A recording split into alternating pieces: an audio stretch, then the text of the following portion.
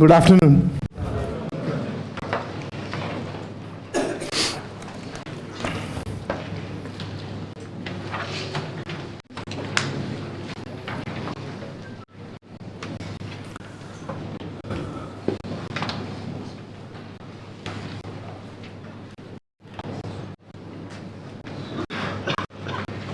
My name is Ashish Kumar and I take Polity Governance here in VISION IAS.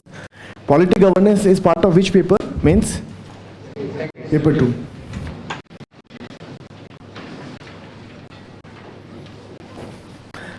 Now before I start the session from my side, I want you people to contribute to the session. I want you to raise at least 4 doubts. 4 doubts which you want to clarify from me. 4 questions if you have in mind. How many of you are coming for the first time or preparing very fresh for civil services? Be honest. Okay.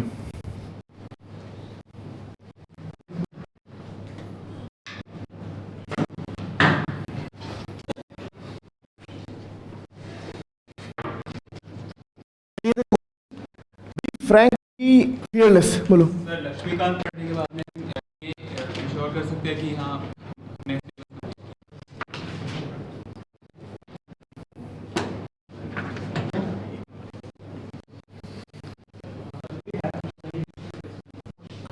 अच्छा वो तो बताऊंगा. हाँ जी. Okay.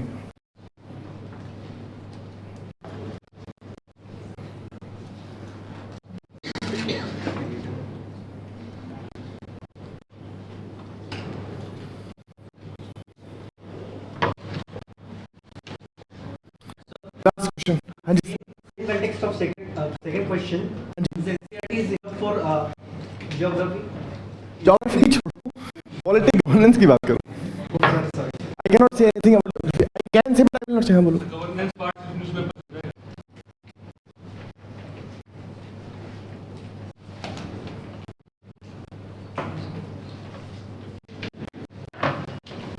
Are you able to decipher the script? ये समझ में आ रही है Chinese?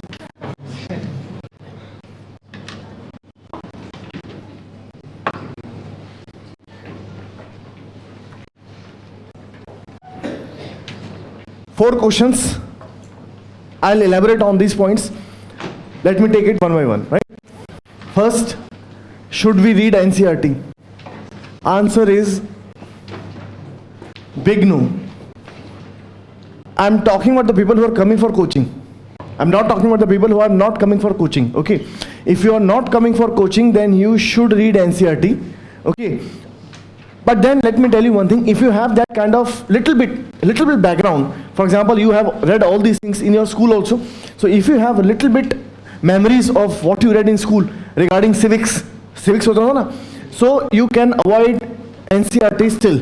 NCERT, the benefit is that language given in NCERT sometimes is very simple, but sometimes they are so brief that it does not make any sense reading NCERT. Okay, and you can go through NCERT. It will be, according to me, it will be a waste of time, because you will not be in a position to answer the question which will come in examination. Mains to bilkul nahi. And in pre also you will be able to answer only very few questions. Okay sir, so NCERT, if you want, you can avoid NCERT and do not feel like kind of dissonance. I have not read NCERT, God will punish me. ऐसा नहीं है. NCERT is not very fundamental, because what NCERT will give you, the same thing will be given in class in the form of class notes and Lakshmikant, in a more elaborate manner, in more explanatory manner, and keeping in mind exam. Because NCERTs are not made keeping in mind UPSC. They are made keeping in mind school students, and UPSC simply mentions that syllabus is up to this level, that level. They do not stick to it, let me tell you. They ask questions which are much above the school level, many a times. Okay, so iska answer hai ye. About this, here also answer is no, particularly for mains. Reason? There are many topics in Lakshmikant which are given in so confusing manner, it does not make any sense. You read citizenship, particularly the chapter of citizenship is not very clear. He has used all sorts of dates, this and that. That is not very clear also. Many places he has given so much of elaboration which, rather than giving clarity, confuses you. Okay. Third thing, Lakshmikant has also done many errors. So those errors can be problematic if not clarified. Okay, so इसलिए मैं बोल रहा हूँ Lakshmikant is required but not enough. Okay, I'll elaborate on this later on. Are we required to study public administration? Again, answer is no. I cannot help it. The kind of question required this answer. ऐसा नहीं I am compulsory no to everything. अरे सुनो पहले. Fourth thing, is newspaper reading enough for governance? क्या करूँ?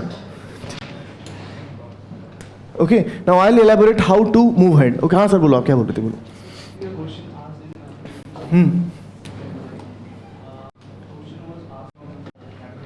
हाँ. No problem. I'll explain.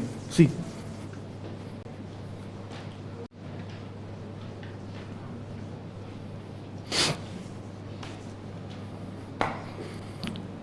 Let's take it one by one.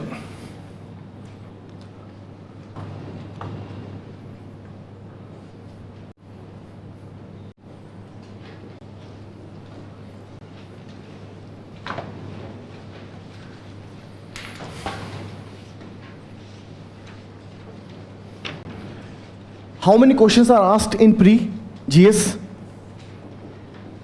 2 papers होते हैं ना, GS1, GS, GS2, CSAT. कितने क्वेश्चन आते हैं GS1 में? There are 100 questions.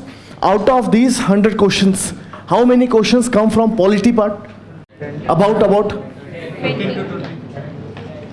About 10 questions, and it can even reach up to 20 questions. Okay, so polity has a weightage which varies from 10% to 20%. ठीक है ना? इतनी weightage आती है. It can vary. So you cannot skip it. Second, polity governance comes in GS paper 2. GS paper 2 can be, and let me tell you one more thing. GS paper 2, students are generally getting very less marks as what I have seen in the past 2-3 years. Okay, and again I repeat, not because of me, because I'm not also in charge of this also. And I'll tell you the reason also why they are getting low mark.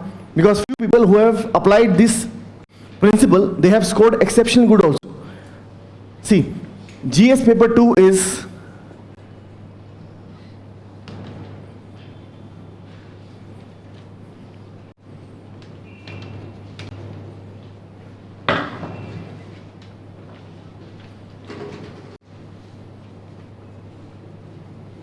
traditional topics, something which is called as governance. Apart from that, they ask question on welfare schemes and programs, and third thing which they focus on is international relations, including international organizations. ठीक है ना? Now the weightage of this paper is 250 marks. 250 marks होते हैं. And how many questions come? 20. What is the weightage of traditional polity? About out of 250, how many questions come from traditional polity? 70 to 100. About 100 marks come from traditional polity topics. Traditional polity topics, for example, he can put a question on president. Is president a rubber stamp, or president is actually a powerful office? Example, okay? He can also put another question, governor. Should we actually abolish the office of governor, because that can be used by center against state? Or what is the role of governor? Or is governor more powerful than president at the state level? इस तरह के question, okay? Example, traditional polity. For example, a question can come on uniform civil code. Question can come on the status of autonomy given to Jammu and Kashmir. Question can also come on the status of local self-government in special states, particularly northeastern states. For example, Nagaland. Questions can come on status of special states, which are called as 5th scheduled states or called as 6th scheduled states. Now, do you know why I am discussing only these things? Because all these are the topics which are in current discussion. All these topics are repeatedly coming in news again and again and again. Something which is coming in news, you can consider that a kind of potential question in mains, for sure. I give an example. 2016, question came on Jammu Kashmir, its special status, temporary provisions regarding Kashmir. Question आया इसके ऊपर. Why it came? Why did question come on Jammu Kashmir? Anybody? भाई Jammu Kashmir question आया कि नहीं आया? Why did it come? For what reason it was in news? बोलो sir. The new government had come, so हाँ जी बोलो बोलो. the new government had come, so they were planning to abolish it, but PDP ये तो sir palette का इस्तेमाल हुआ था ना, और मतलब ह्यूमन राइट्स के बारे में actually people were against. I'm asking a simple question. Why did this question come on the autonomy, special autonomy given to JNK? I hope you know that Kashmir has special autonomy. It is not like any other state. It has got special powers. ये question क्यों आया था exam में? At least you should know ना, the psyche of paper setter. Why did it come? Sir, the question came not because of pellet guns. Question came because, first of all, this government in power, it had the manifesto, or it had its agenda that when we will come to power, we will remove the special status granted to Kashmir under Article 370. पहली बात. And the very big reason the question came in, this question came in exam was this. This was a judgment given by High Court, Jammu and Kashmir, that the temporary status given to Kashmir was actually not temporary. Now this was reversed by Supreme Court of India. Now such a big discussion took place on the special status of Kashmir, whether it is temporary or was it permanent. ये तो पूरा discussion आ रहा था. Judgments came of High Court as well as Supreme Court. So this came up as a question.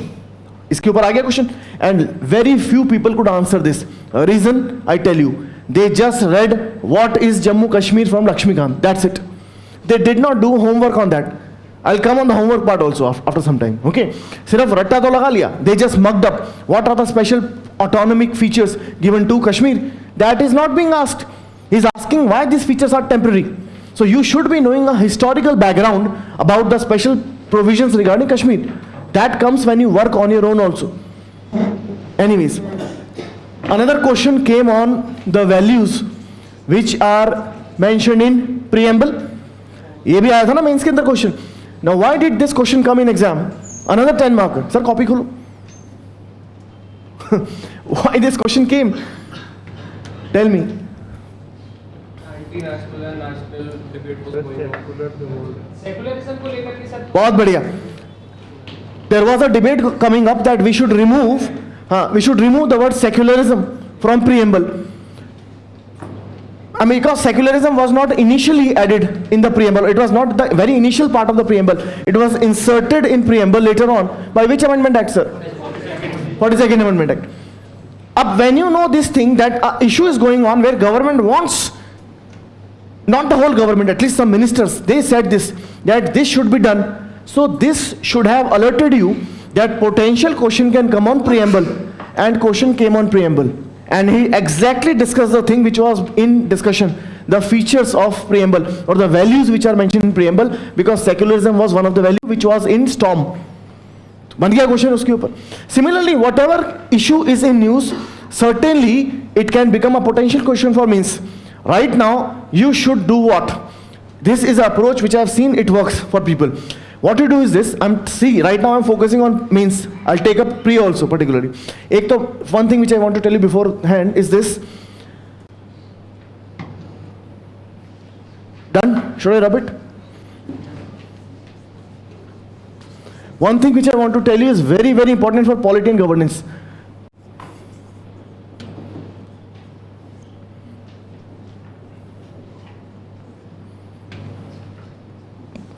Do not segregate prelims for mains. Do not specifically study for pre. Do not specifically study for mains. Take the preparation in a holistic manner. Because what you study in pre will help you in mains, and if you prepare for mains, it will prepare for pre also. This is UPSC. This is not SSC, where they simply put you a factual question. They sometimes ask you to apply your mind also. and you can apply your mind when you are complete with your analysis. Or analysis is nothing but what we prepare for in mains. Okay, now let me tell you the source first. For prelims, if you are coming in class, तब के लिए बोल रहा हूँ मैं आपको,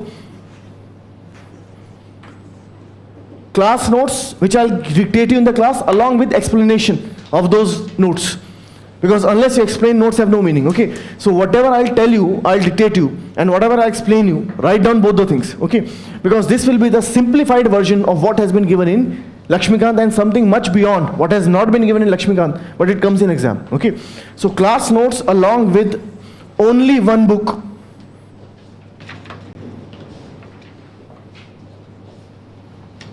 You can very well avoid NCERT. Okay, this is enough for pre. For mains,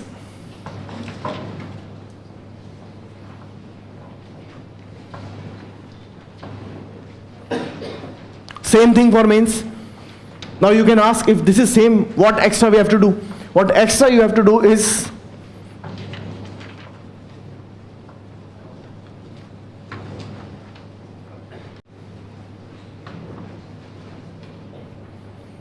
one thing which is common to both is this.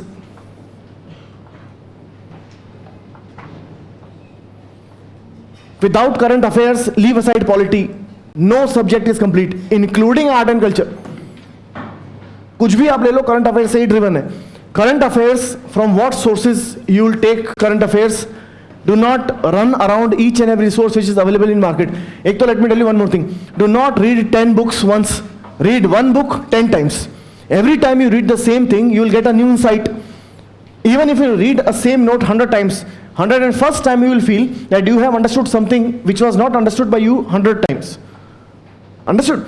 So try reading the same thing again and again and again, rather than reading different things only once.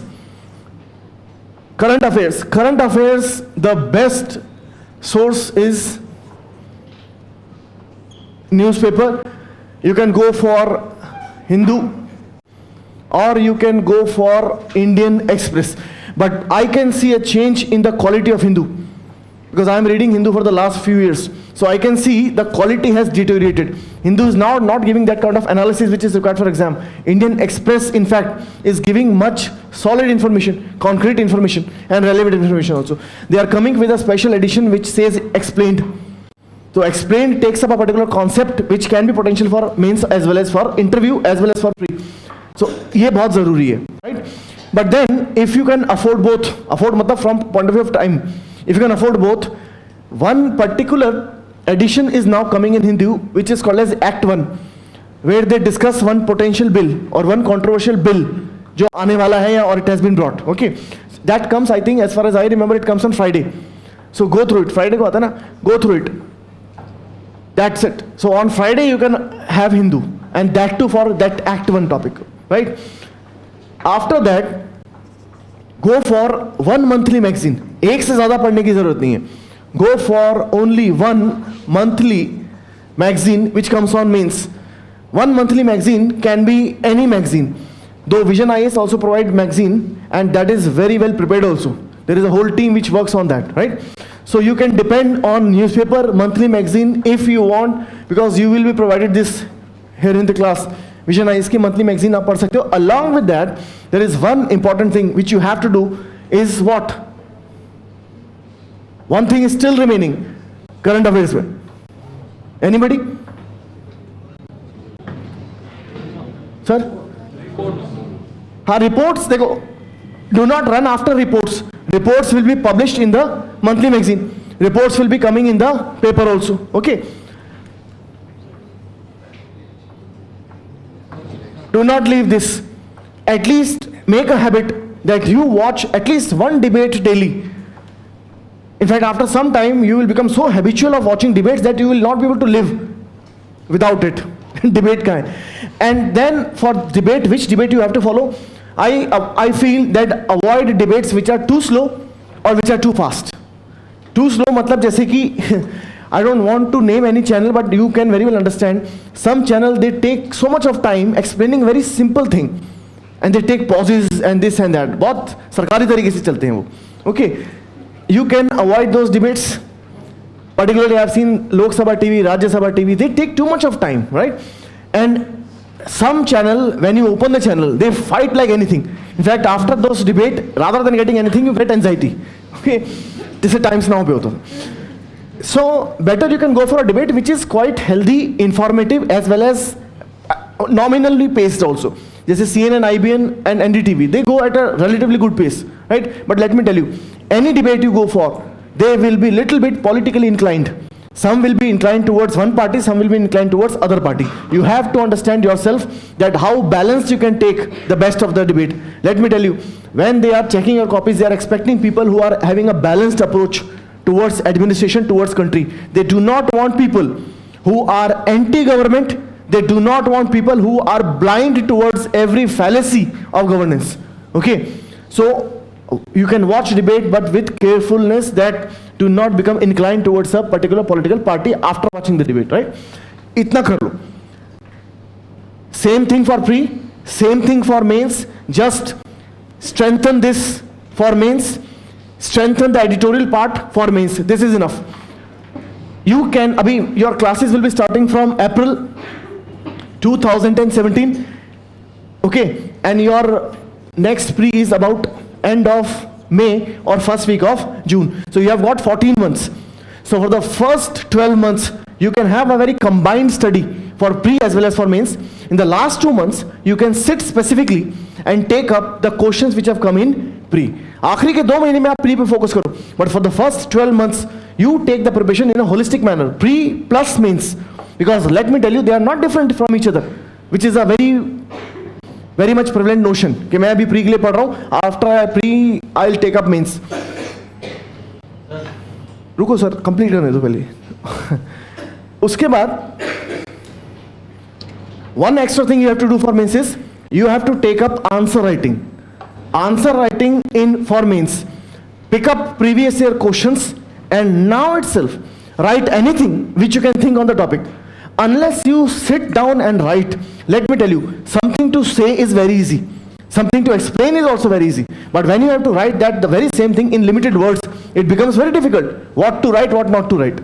So that comes with practice, and this practice for students with arts background, it is inherently there. But for the students of engineering background, I say so engineers can do anything, but then still students for science background, it takes some time to practice this art of answer writing. Practice this from the day one. Whatever you can write, whatever little you know, put that onto words and show it to some teacher or show it to the batch coordinators which are here. They will give you the feedback. Feedback will help you improve on the answer writing part. I have myself seen so many people who were not that strong in content, but because they had a habit of writing answers, they developed such an art that whatever they were writing was meeting the demand of the question. The problem here is this: we read so much, and when he asks a question, we write everything about the question which is not even required. For example, he's asking about what are the temporary features of Jammu Kashmir. What we will write, all the features of Jammu Kashmir. He is not asking about the features of Jammu Kashmir or the autonomy of Jammu Kashmir. He is asking about the temporary aspect of those features. What this kind of understanding, what he is demanding and what we have to write, comes with practice. इसलिए मैं बोल रहा हूँ, mains is not very much different. What you have prepared for pre, little bit extra topics of governance and answer writing. That is enough. Governance is not required for pre as such. Governance का मतलब क्या है? See, governance, for example, some topics like role of civil services, pressure groups, NGOs, civil society, e-governance. Okay, now all these things come mainly in mains. They are not much required in pre. By chance, if UPSC puts one question, now that is a very extreme, rare eventuality. We can prepare ourselves for most of the eventuality, not for all eventuality. And in fact, if we try to do that, that can be dangerous also. Okay, do not be in a kind of panic that I have to cover 100 or 200% things. It cannot be done. UPSC syllabus is actually not that much well defined also. ठीक है ना? So this governance part mostly comes in mains, but still right now in the very first 2-3 months prepare it so that your burden before after pre comes down. अभी इसको तैयार करके रखो and then practice answer writing on this. ठीक है ना? Answer writing Much required here, and what is more required here is practice previous year paper which have come in prelims of UPSC, and also practice the questions which will be given to you by Vision IAS test series. They are, as I said, they are having a full team which work on it. What best questions can be made, and the questions will also not be that easy to answer. It requires some kind of intellectual understanding, some kind of reasoning, and that comes with practice. So practice objective type questions for pre on daily basis. They will be giving you questions. Practice these questions, and then practice answer writing. At least one answer every alternate days, at least 10 questions every day. Then the same source, current affairs. Nothing is required beyond this, let me tell you. इसके ऊपर कुछ आ नहीं सकता. And then what is this? You have to also guess what potential questions are there in the exam. And how are you going to guess that? You have to go through the paper regularly. Maintain a register where you dedicate 2 to 3 pages on every potential question, potential topic which is coming in exam. अभी आप देखो, president is in news. Why for? Presidential elections are due now. And also the way Pranab Mukherjee conducted himself has become an example for an activist president. I told this in the class also. Some time back, exam was held for NDA as well as CDS. Now, a student who took this exam, he told me 4 questions came from president alone. Now, why they put 4 questions from president? Because president was a potential question. Identify the potential topics and focus more on them. I am not saying leave others. Focus more on them. Maintain a register. On that register, dedicate 2 to 3 pages on every potential question, potential topic. For example, governor is in news for the reason in Arunachal, governor said, I will not resign myself, let the president remove me. So governor important ho gaya. And through the office of governor, emergency can be imposed. So emergency also become important. President is always important. Vice president also important. So office of profit also important. Money bill also important, because government just now passed UID bill. Now UID bill was declared a money bill, which should not have been a money bill as per the judgment of many people. Now this became a potential question. This is a potential question for pre as well. All the name of the fundamental duty you write down, and if he puts you in a kind of question of analysis, you are prepared for that also if you have read paper very well. For example, he can put your question, critically analyze the insertion of part 4A in the constitution. Critically analyze matlab you have to tell whether fundamental duties when added to constitution it made some sense or it did not. Getting me or not? So potential topic picked up from the order of Supreme Court. It can be used in pre as well as in mains. But do you feel that actually preparation is very different? You have to read fundamental duty from Lakshmikant or wherever, and the same thing can be used in kind of analysis. And how will you build the analysis? After exposing yourself to newspaper and to debate, because this actually came in debate. ये debate में आया था. Do not confuse yourself beyond a point. Let me repeat what I have told you till now. Just go for limited sources. Class notes Lakshmikant for pre, class notes Lakshmikant for mains. One thing common to both is current affairs. Current affairs may be newspaper, one debate daily and monthly magazine. Last thing before I end, because my time is limited, maintain a register. When you maintain a register, dedicate 2 to 3 pages on every potential topic which is in news. As I said, emergency is in news, central state relation is in news, Sarkariya Commission is in news, office of profit is in news, money bill is in news, governor office is in news, president is in news, activism of president is in news. इस तरह से you make an index, and you should be having at least 30 or 35 topics before you appear for your mains. 35 topics इतने बड़े भी नहीं है. If you are just dedicating 2 pages on everything, then 35 topics means 70 pages. फायदा क्या होगा इससे? If you are, जैसे for example, let's say you read the monthly magazine, they have given you something on Arunachal. You understood 70% of it, because see, if I am making some notes, you may understand 70%, you may not understand 100%, because I have written the notes by my own understanding, and your understanding may not be up to my level as of now. So what you do is this: go through the magazine, go home, open Google, do little bit of homework on the issue, dedicate 15 minutes on that topic.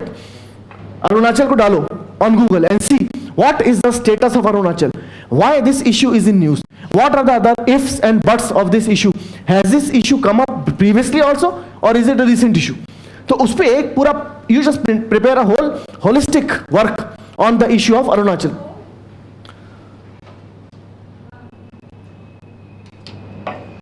Clear? Am I clear or not?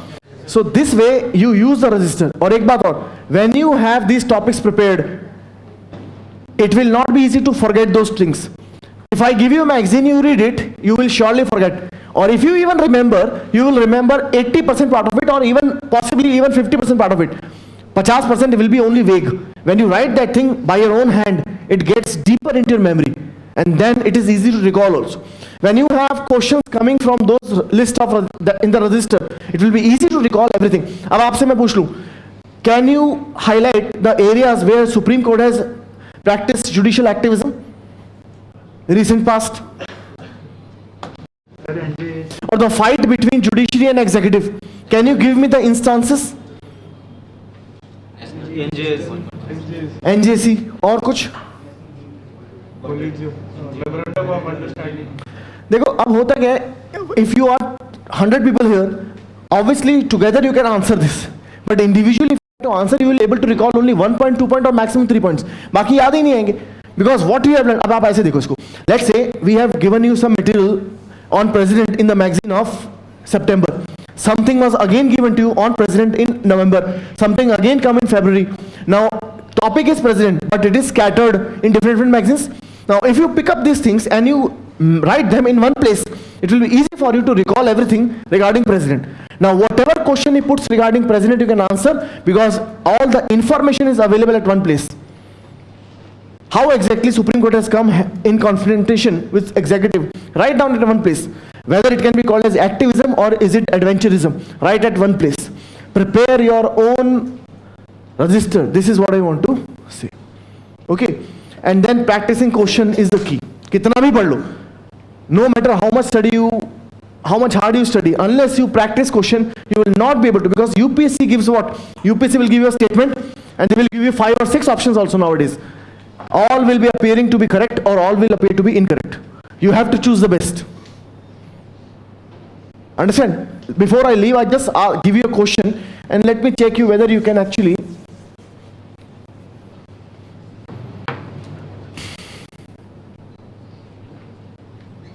I hope you know when Panchayati Raj institutions were formed, they have got some sources of collection of taxes. They have got their own revenue sources also. है ना? And when people at Panchayat, they do not perform well, they can be removed in the next election. मतलब politicians are accountable also through Panchayat or not? ये पता है आपको?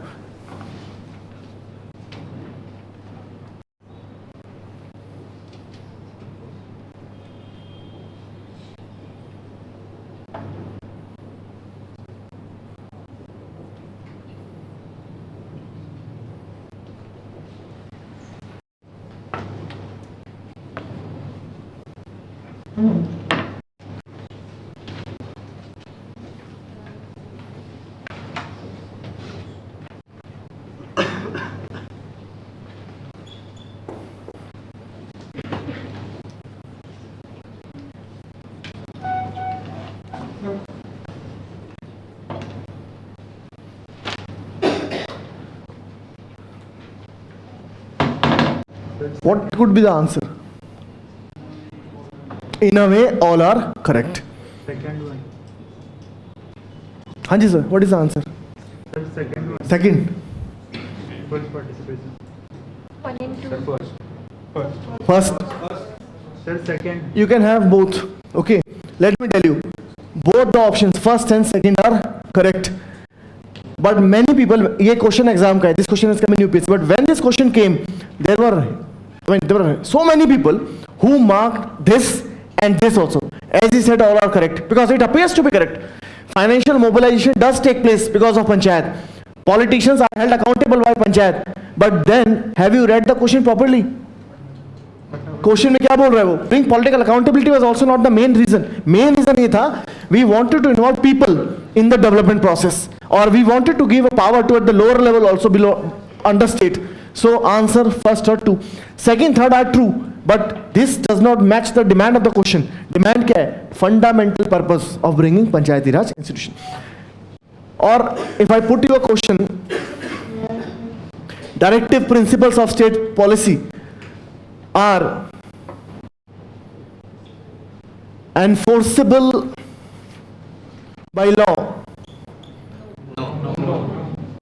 Answer है yes. You agree with this or not? हाँ जी, yes है ना? Sir answer yes इसलिए है, मैंने क्या लिखा? Did you read the question? I said DPSPs are enforceable by law. मतलब you can make a law to enforce a DPSP. By themselves they are not enforceable. यही तो है. When you take up a question in pre, you have to read the very language. I can put the same question, wherever the answer will be no. DPSPs are enforceable in court. Answer is okay. So in pre, reading the language of the question is very important, and then if you are clear on concepts, then only you can answer it. Understand? So answering pre is also not that easy. It comes with practice. This is what I wanted to explain with example. Sir, बोलो आप क्या बोल रहे थे? I just give you 2 minutes because my time, I'm running short of time. हाँ जी.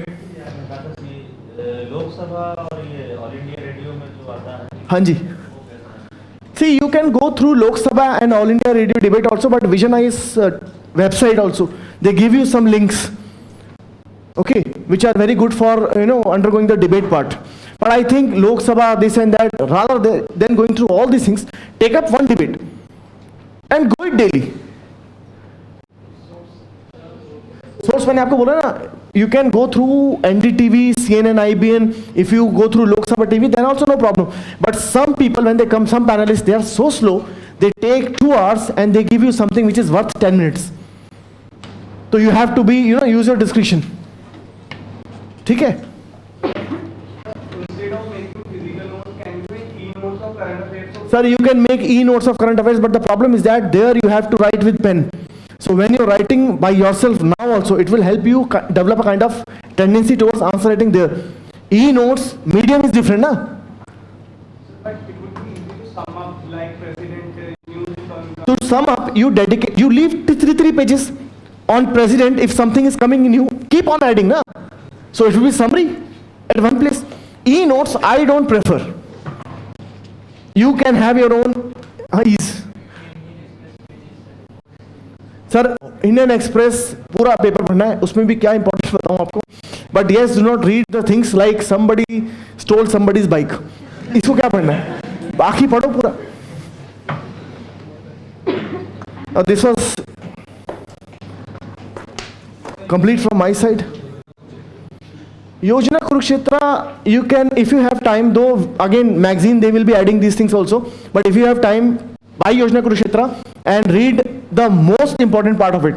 For example, if they have given up some particular government scheme and they have given an analysis of the scheme, why this scheme is not working, Swachh Bharat Abhiyan, why it is not working, they will give you these kind of analysis. Go through that from Yojana. Do not read the whole Yojana Kurukshetra. 1 or 2 topics only are good, otherwise, हाँ बोलो. Option can be anything, sir, depending on your option. बताइए. PRS, do not go through PRS. This is what I can say. If something, because Google में वैसे आ ही जाएगा. If you are not getting something clear from, बात ये है, देखो, I am telling you, use your energy and time in a judicious way. If you start reading PRS, Subhash Chandra, D.D. Basu, then you will not be able to focus on the requirement of the exam. Let the teacher read those. And culture. Okay. How many of you watch cricket? Right? A good number of you. How many of you love watching test matches? Okay. See, this is especially for people who like watching test matches and people who don't. Both for them. But most of you who like watching test matches. UPSC preparation should not be a test match. Okay. It cannot be a T20, but it should not become a test match also. Right? It has to be somewhere like a Monday. And that is why you are here, right? You just have roughly around a year or more to prepare. You should not go either ways. You know, this is roughly the amount of time that you require if you want to prepare seriously in the first attempt itself. If you start preparing, say, from December onwards, you've caught up with the bus a bit too late. Or if you are thinking that this is the first year, अभी तो पहली बार pitch पे उतरे हैं, एक बार खेल के देखते हैं, you know, let's get the feel of the pitch. Second innings में अच्छा खेलेंगे. Okay, so second innings approach भी रखने की जरूरत नहीं है. Okay, why I am particularly saying so, before we actually get into it, I will talk about how, you know, our focus in the next 30-40 minutes or so would not just be to look at, you know, what to read, how to read, but according to me, a bigger issue to solve is not what to read or how to read, but also to know how do you plan yourself for the 1 year. See, what normally happens is when you're attempting the exam for the very first time, you get a feel of the exam, okay? Your first often pit stop focus is कि prelims हो जाए यार, okay? अभी prelims हो जाए, अभी अपन पहले prelims में focus करते हैं, prelims के बाद mains पे अच्छे से focus करेंगे, और mains का feel लेते हैं इस बार, अगली बार mains अच्छे से लिखेंगे, okay? So this is what should not happen. Your preparation for UPSC especially should be focused right from this point of time onwards, geared towards the mains examination, but at the same point of time understanding that the prelims examination requires a different skill set. There is a reason why you see year after year, you will see often in the top 20 or 20, 15, 20 ranks, there will be a number of people who just barely cleared the prelims. Okay, कि अगर cut off 108 थी तो उनकी 109 ही आई, लेकिन mains में they scoring 20 rank, 15 rank, second rank, first rank, ऐसे बहुत example हैं if you see in the past 4 or 5 years. That's primarily because the prelims requires a relatively different skill set. Mains में अलग एस्पेक्ट चाहिए. So we'll talk about that. But what you need to be doing for the coming year is to prepare in an integrated manner. It should not happen that you're preparing for the prelims and then you start preparing for the mains. You should prepare for the mains and in the meantime keep focusing upon things which are important for the prelims. Let me start with one particular example. I'll talk about modern Indian history first. Briefly, I'll talk about culture and then I'll talk about world history as well. I'll also talk to you about the significance of all these sections as well. But let me just give you one example of how the requirements are different for both the examinations, the prelims and the mains, and how your preparation should, you know, start in an integrated manner from the time you start preparing. For example, all of you read modern Indian history, right? And everybody reads the NCERT on it, at least everybody NCERT, everybody reads or somebody tells you to read that. So for example, let me just give you an example of a question that came in the examination, in the prelims examination of 2016 this year. And that was a very simple question on what was the reason for the Surat split of the Congress of 1907. That is what the question was all about. This, why the Surat split happened, and there were 4 options. You just had to pick up one. Okay, so this is a kind of a prelims related question. But the same topic in a mains related question can be about the significance and the long-term impact of the Surat split. So here somebody is just asking you why something happened, but here they're asking you to compare, assess and write a comparative answer. So here they're asking you to compare and basically also talk about the long-term significance of the Surat split. Okay, so for example, these are the kind of questions you will see time and again coming up. So in the prelims, the focus of your examination, the focus of your preparation has to know about the certain key facts. But in the mains, you should know about the reasons for them, the impact of them and comparing them. For example, in your mains examination today, there are a number of questions which are asking you to compare pre-independence history with post-independence history, Indian history, modern Indian history with world history. So what I'm basically trying to arrive at here is the different set of skills you require, and we'll talk about them. Now, in the prelims examination, if you see totally, including modern Indian history, culture, ancient history itself, these are the 3 things which come in the prelims examination. Modern Indian history, medieval Indian history, art and culture, and ancient history. They all together roughly constitute some 15 to 16 questions out of 100 questions. Okay.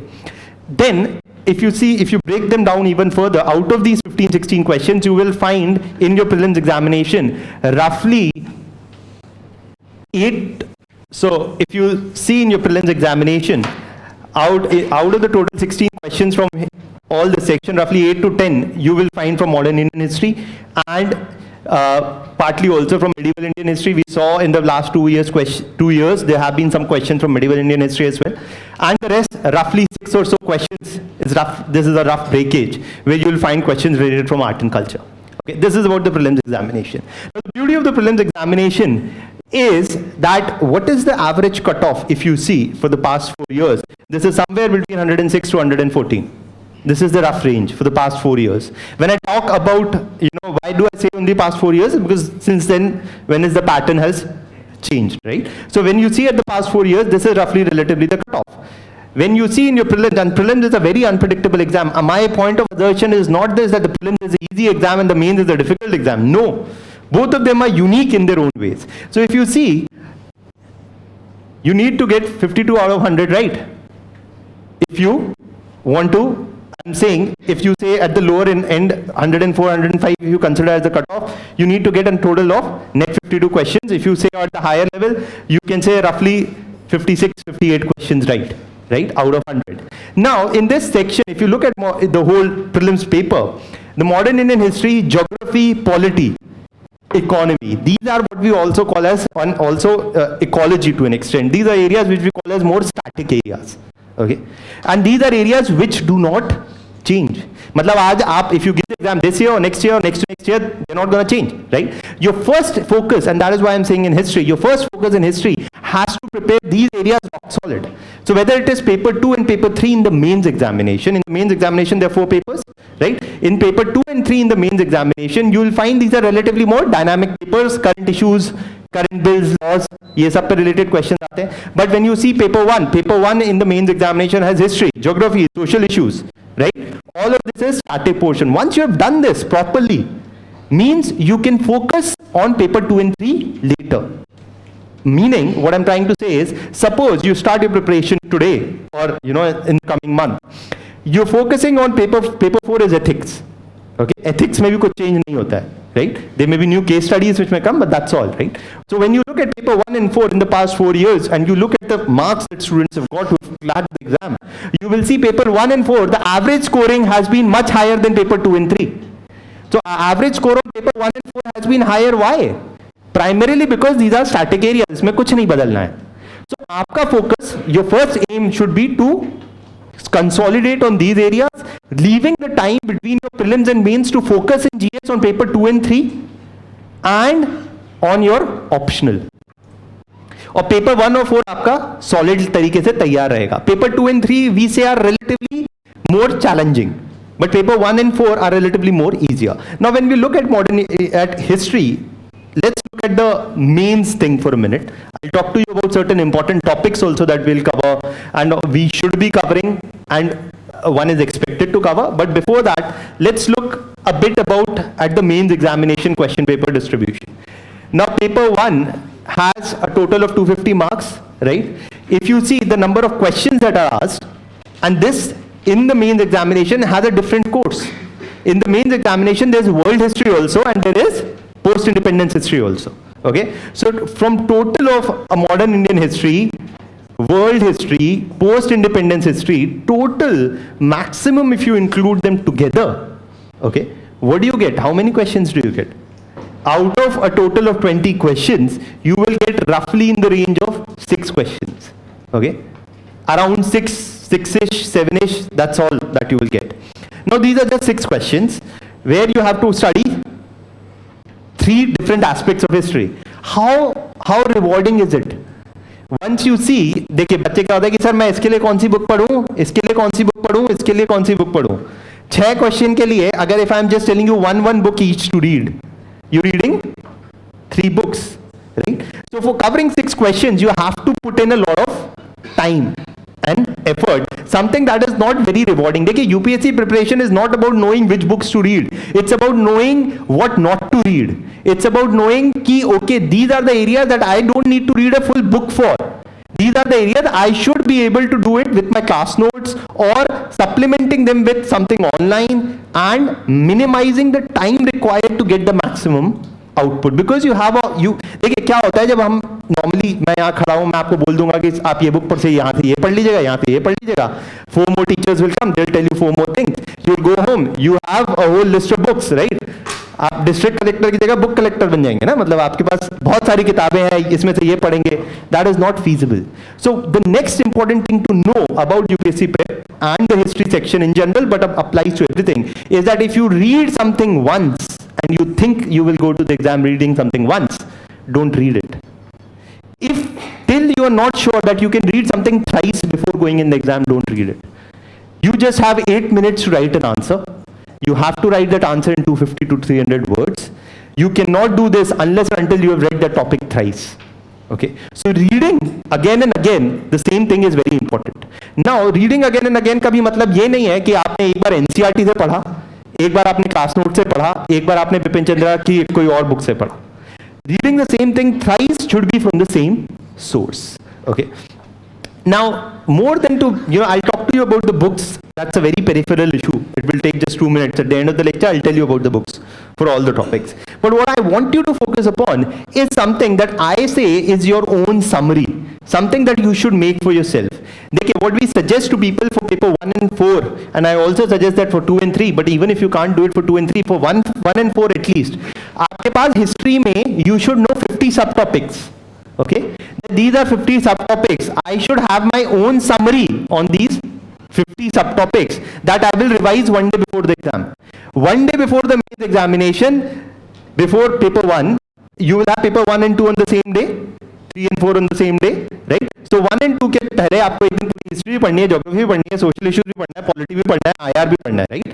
How do you revise that? And people who think that revision at the last few weeks doesn't matter, they are very foolish. Last few revisions matter a lot. So your preparation today should be geared to achieve that product later. मतलब क्या कि आपने NCERT उठाई बिपिन चंद्रा की, तो ये नहीं कि आपने चैप्टर पढ़ लिया. आदमी तीसरी बार तक प्रिपेयर करने जाता है ना, जिसका सेकंड अटेम्प्ट चल रहा होता है या थर्ड अटेम्प्ट चल रहा होता है, they now know, okay, that this is the only thing that I need to focus upon. अगर मेरे को 1905 से 1915 तक पढ़ना है, तो okay, what are the things that I need to focus upon? I need to focus upon the partition of Bengal. I need to focus upon the Surat split of the Congress, and I need to focus upon revolutionary terrorism or militant nationalism during the phase of Bengali nationalism. That's it. तो ये, but you should be seeing that. Now when I say कि कैसे आप उसको याद रखें, कैसे उसको पढ़ें, this was the question. This was roughly the question that came in your mains examination this year, 2016, that about the war of 1857, how does it constitute a watershed, what is its significance. अब बच्चे क्या करते हैं कि war of 1857 के बारे में पढ़ना शुरू करते हैं कि पूरा चैप्टर दिया है, आपने पूरा चैप्टर पढ़ लिया, आपने उसको अंडरलाइन करके रख दिया. But this is what you should not be doing. Rather, what you should be doing is that if the question, for example, this is a question that has come in your prelims examination before, which of the following was a consequence of the war of 1857? There were 4 statements, 1, 2, 1, 2, 3, all of the above. Okay. Now, when students read it in the form of a paragraph, they read it in the form of a story, underline it and forget it. कि मैं अगली बार पढ़ूंगा तो मैं देख लूंगा and I will recall. No, your understanding should be to make something like this. And keep it. If you have 50 topics of history, okay, and you have prepared your small mini notes, as I call them, on your own, okay, then you can revise them very fast. It will take you 3 hours to revise the whole of modern Indian history in a format that is useful for both the mains and the prelims.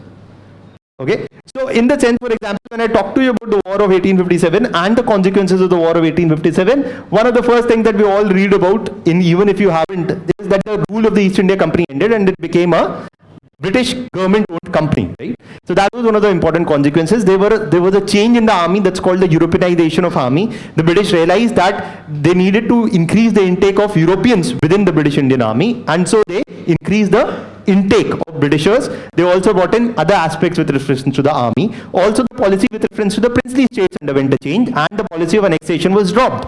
Okay, and finally, with reference to social reforms, the British stopped bringing in any new legislative measures to bring in social reforms.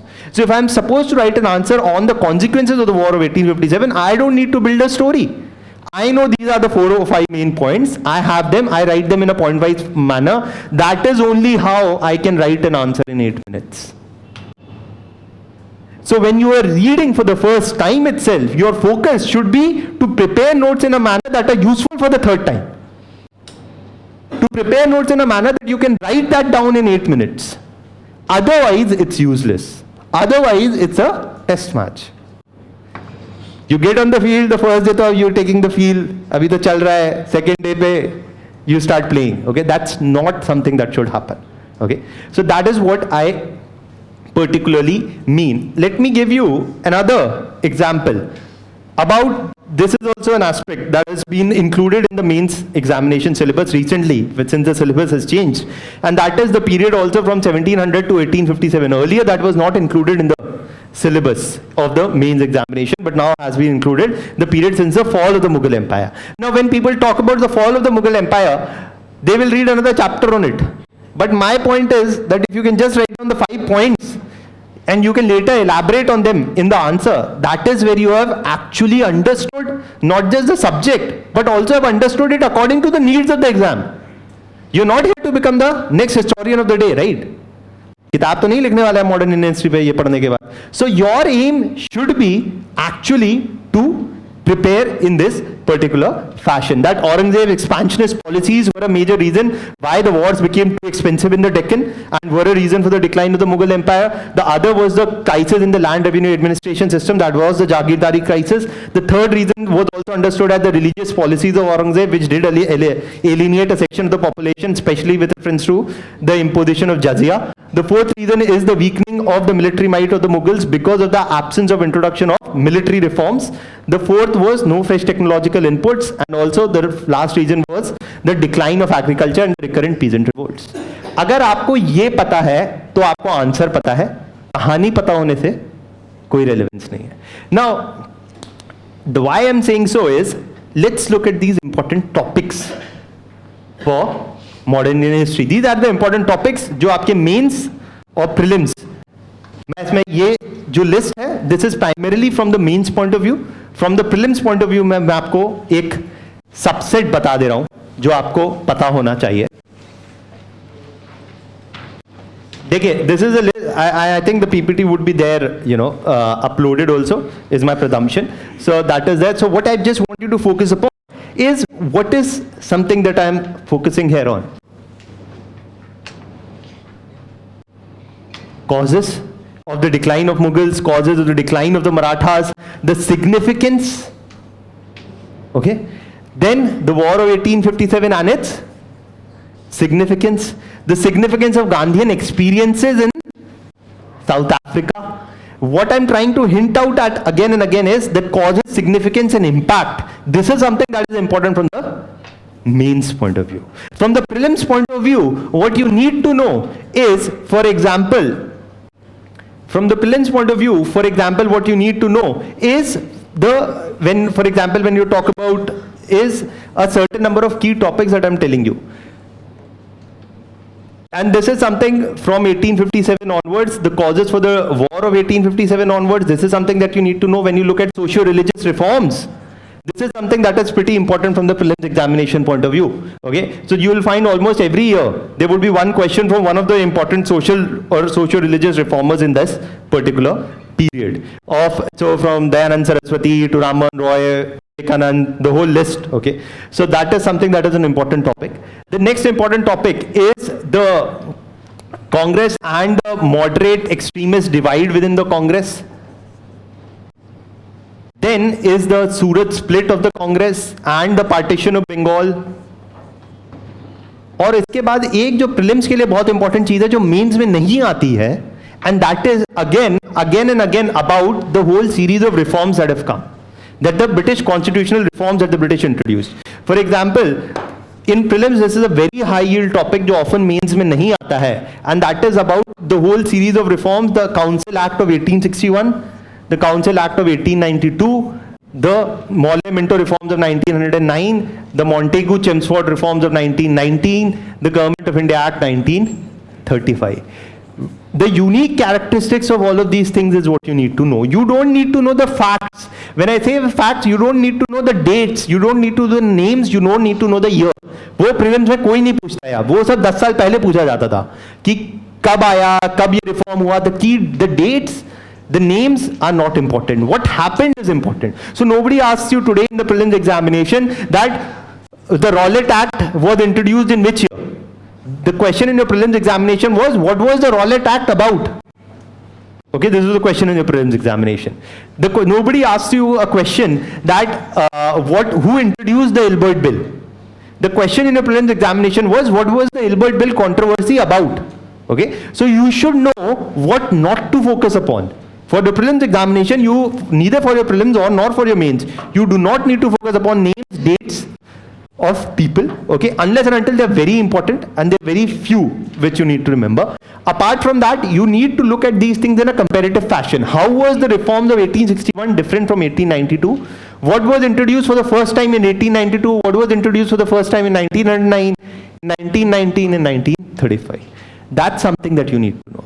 Okay, that's one thing from the prelims point of view, that's unique. Another thing from the prelims point of view from modern Indian history that is unique is when you look at these whole Congress sessions. ये सारे Congress sessions में क्या क्या हुआ? Nobody is going to ask you which Congress session was headed or chaired by which individual. ये question prelims में नहीं आता है. आपसे ये पूछा जाएगा कि what was the significance of the 1906 session of the Congress, or which of the following things happened in the 1906 session of the Congress. ये prelims में question आया हुआ है. बार बार ये question आया हुआ है आपके prelims में about the 1929 Lahore session of the Congress. Okay. Also, so then, for example, then there is the Karachi session of the Congress. Okay. So all of these sessions of the Congress are also important.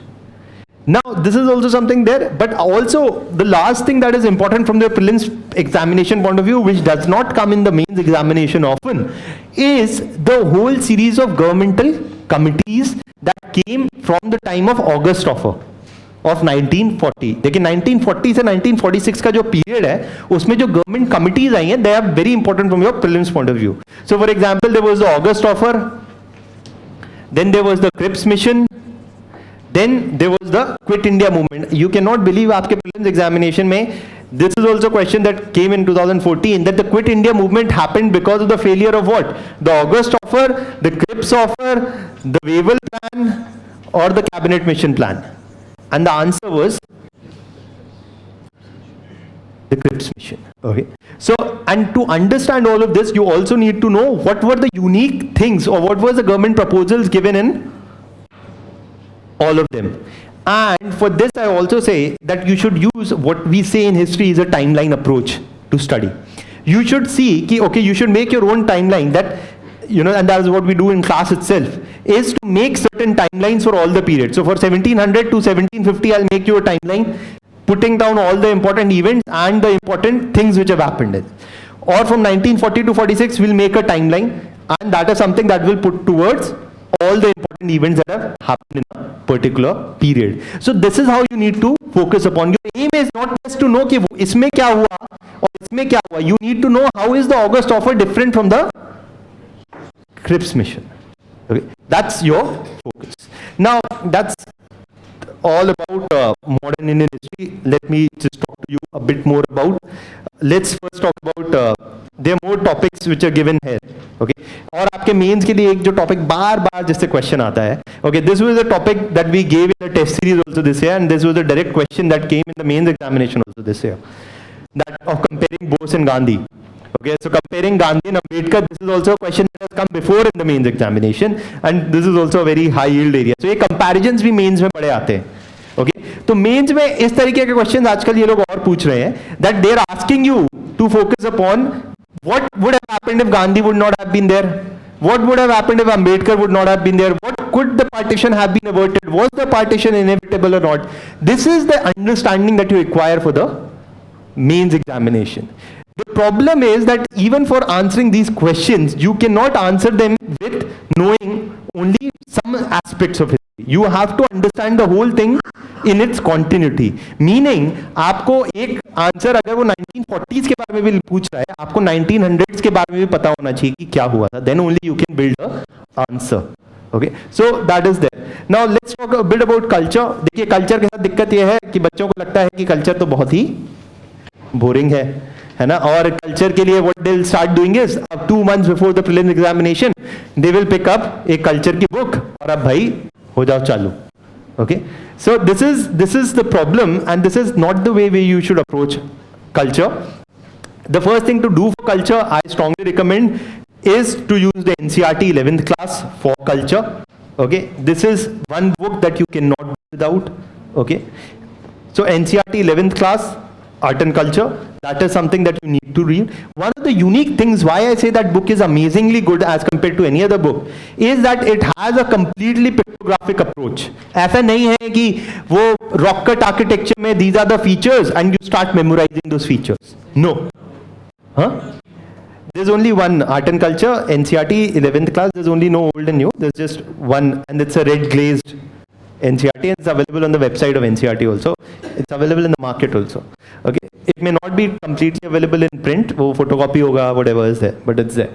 Now, when you look at, art and culture, the most important thing to know is you always should use a pictographic approach to remember and to study this. ये नहीं होना चाहिए कि आपने book उठाई और आप temple architecture styles में आपने रटना चालू कर दिया कि ये एक टेबल है, ये द्रविड़ा स्टाइल है, ये नगाड़ा स्टाइल है, ये विसारा स्टाइल है, और भाई हो जा रट्टे चालू. That's of no significance because you're not going to remember, and you will have to give way more time to remember it. So I, for example, if you look at the Dravida style, this is also a diagram taken from there also. So if you compare the Dravida and the Nagara, it is very easily comparable if you know the diagram. Okay. Similarly, for example, let's talk about paintings. These are the important themes for art and culture. Themes पता होना चाहिए क्योंकि art and culture में देखिए problem ये है कि there are sometimes questions which are coming in art and culture which are like bouncers. ठीक है? Which are bouncers in the sense कि आप उसको नहीं खेल सकते. And you should even not try playing them primarily because you will waste up too much time. Okay. So for example, in art and culture, what your focus should be on is to do the basics everything. So for example, the important key areas I am telling you that you should be focusing upon while doing art and culture, and they are, for example, the temple architecture styles, the painting styles, then for example the sculpture, then for example after temples, paintings, sculptures, there's also been questions on puppetry and classical dance forms. इससे questions कई बार आए हैं prelims में. Okay, painting से questions आए हैं mains में भी, प्रीलिम्स में भी. Temple style is another important aspect जो आपको पता होना चाहिए. You can not do without these themes that you should be completely familiar with. एक लास्ट चीज जो सबका ही हॉट है वो है Jainism, Buddhism, Sufi, bhakti. This is something that is not there in the NCERT. Okay, this is something that you will have to do from the class notes itself. Okay, because this is something that is also important and very high yield from your prelims examination point of view.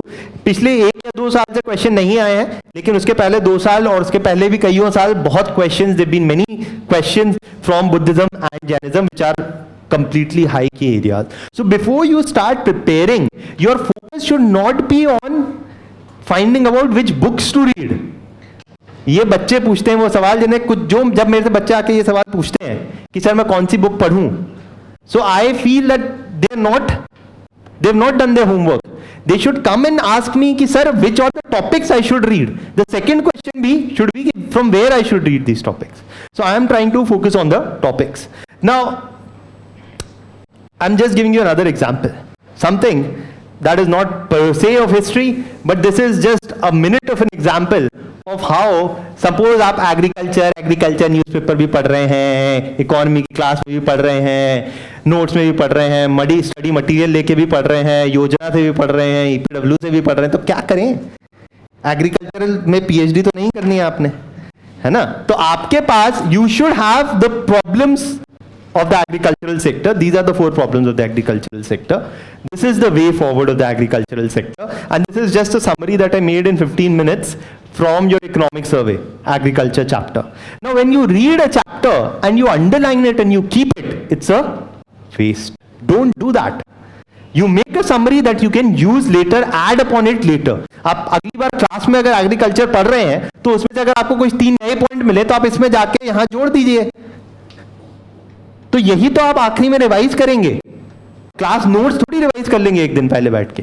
right? So this is something that you should be doing. Now, next thing that I'm trying to focus upon is just the world history section, and then we can take up your questions if you have any, and we can call it a day there.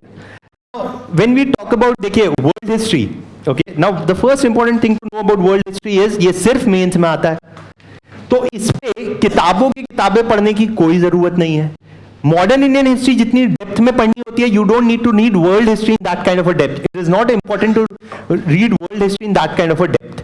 One thing also that is happening in the mains examination is for 1 year there will be no question from world history.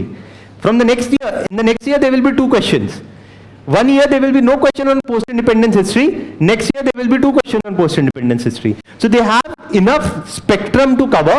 There can be years when there are no questions from this, but there goes no year in which there is no question from modern Indian history. तो modern Indian history में आपका ज़्यादा time होना चाहिए, उससे कम time आप world history को दीजिए, और सबसे कम टाइम आप पोस्ट इंडिपेंडेंस हिस्ट्री को दीजिए. मेडिवल तो मेंस में आता ही नहीं है. Okay, so mains is no medieval history. Okay, ancient history I am saying is broadly in consonance with art and culture. Ancient history को अलग से नहीं मैं ट्रीट कर रहा हूं, यहाँ पे आर्ट एंड कल्चर के ओवरलैप में ही वो हो जाएगा. So what I am trying to say is world history requires relatively lesser depth, so your amount of time spent on this must be lesser. Now what you need to do is just to focus upon important topics in world history. The important topics in world history is the Industrial Revolution, is the unification of Germany and Italy, is the French Revolution. Was the French Revolution actually a revolution? What was the significance of the French Revolution? Upon the Paris Commune and the significance of the Paris Commune, ये सब important है mains के लिए. Paris Commune पे question भी आ चुका है पहले एक बार. Okay, so it's important. एक और जो नई प्रजाति के क्वेश्चन आ रहे हैं, and they are comparing modern Indian history and world history. For example, there's a question that came in your mains examination, and this is about the Russian Revolution, and it was the significance of the Russian Revolution to post-independence economic planning in India. Okay, so the 5-year plans and its significance, all of this is the relation that is being talked about here. So Russian Revolution is also important. Okay, there's another kind of question जो यहाँ बनता है, for example, comparing, you know, the unification of Germany that was brought about by, so by Bismarck. So Germany's unification was something that was carried out by Bismarck, and how was his policy to unify Germany different from compared to the policy of Patel to unify India? तो ये भी एक और comparative kind of questions which are trying to link modern Indian history and world history. अब ये आपको इसलिए पता होना चाहिए because you should know the mentality of the examiner. The examiner has limited questions to cover a lot of things, right? So in one question he wants to test as many aspects of your knowledge as possible. So in one question he can ask you about the unification of Germany as well as about the post-independence aspect of unification of princely states within India. Okay, so these are the kind of questions which will, you know, can be used in the future, and this is going to be the future trend. आप देखेंगे there will be more and more questions of this comparative aspect in your mains examination.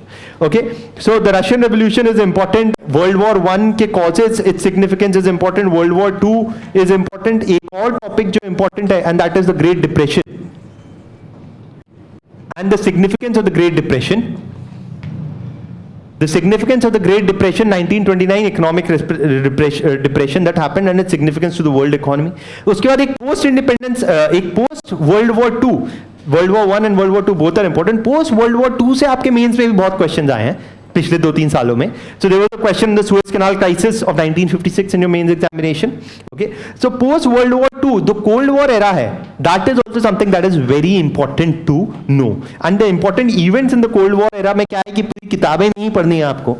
Just these events are important to read about. And जो cold war era ये अभी मैं आपको books बताऊंगा, उसमें ज़्यादातर बुक्स में नहीं है ये.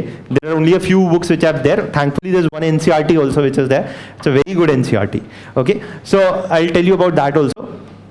But for example, if you look in the post-Cold War, in the Cold War era, you firstly about United Nation reforms. ये टॉपिक है जो वर्ल्ड वॉर, ये पेपर 1 में भी आ सकता है, पेपर 2 में भी आ सकता है, कि United Nations was formed in the context of after World War 2. Is it relevant today? Does it need to undergo reforms? It's a high value topic from your mains examination point of view. World history में भी आ सकता है, वो paper 2 में भी आ सकता है. Okay, that's there. The second important thing is about the Vietnam War, the Korean War, the Suez Canal crisis,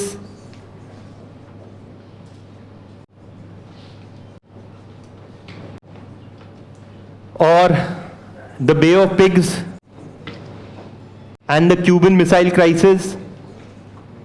And finally, the reasons, the causes and the significance, everything about the breakdown of the Soviet Union. So ये Cold War era में important है. So this is all that I'm saying is a certain key important areas. The details are there in the PPT. I've also put some questions there in the PPT. Okay, so that's there. Now let me just talk to you about the books that you need to know. देखिए, modern Indian history, there many books, right? The Bipin Chandra himself comes in many shapes and sizes, right? तो आप तो बिपिन चंद्रा जी की इतनी सारी किताबें इतने सारे फॉर्मेट्स में आती हैं कि स्टूडेंट्स गेट कंफ्यूज कि कौन सी बिपिन चंद्रा पढ़नी है. देखिए, the focus of your reading is, I'll say there are two things. Either you use the class notes, because the class notes we try to give it in a fashion which is very condensed and power packed, जो आप exam में use कर सकते हैं, जो बस आपको ग्रहण करना है, प्रसाद है. You just have to eat it and probably keep eating it again and again.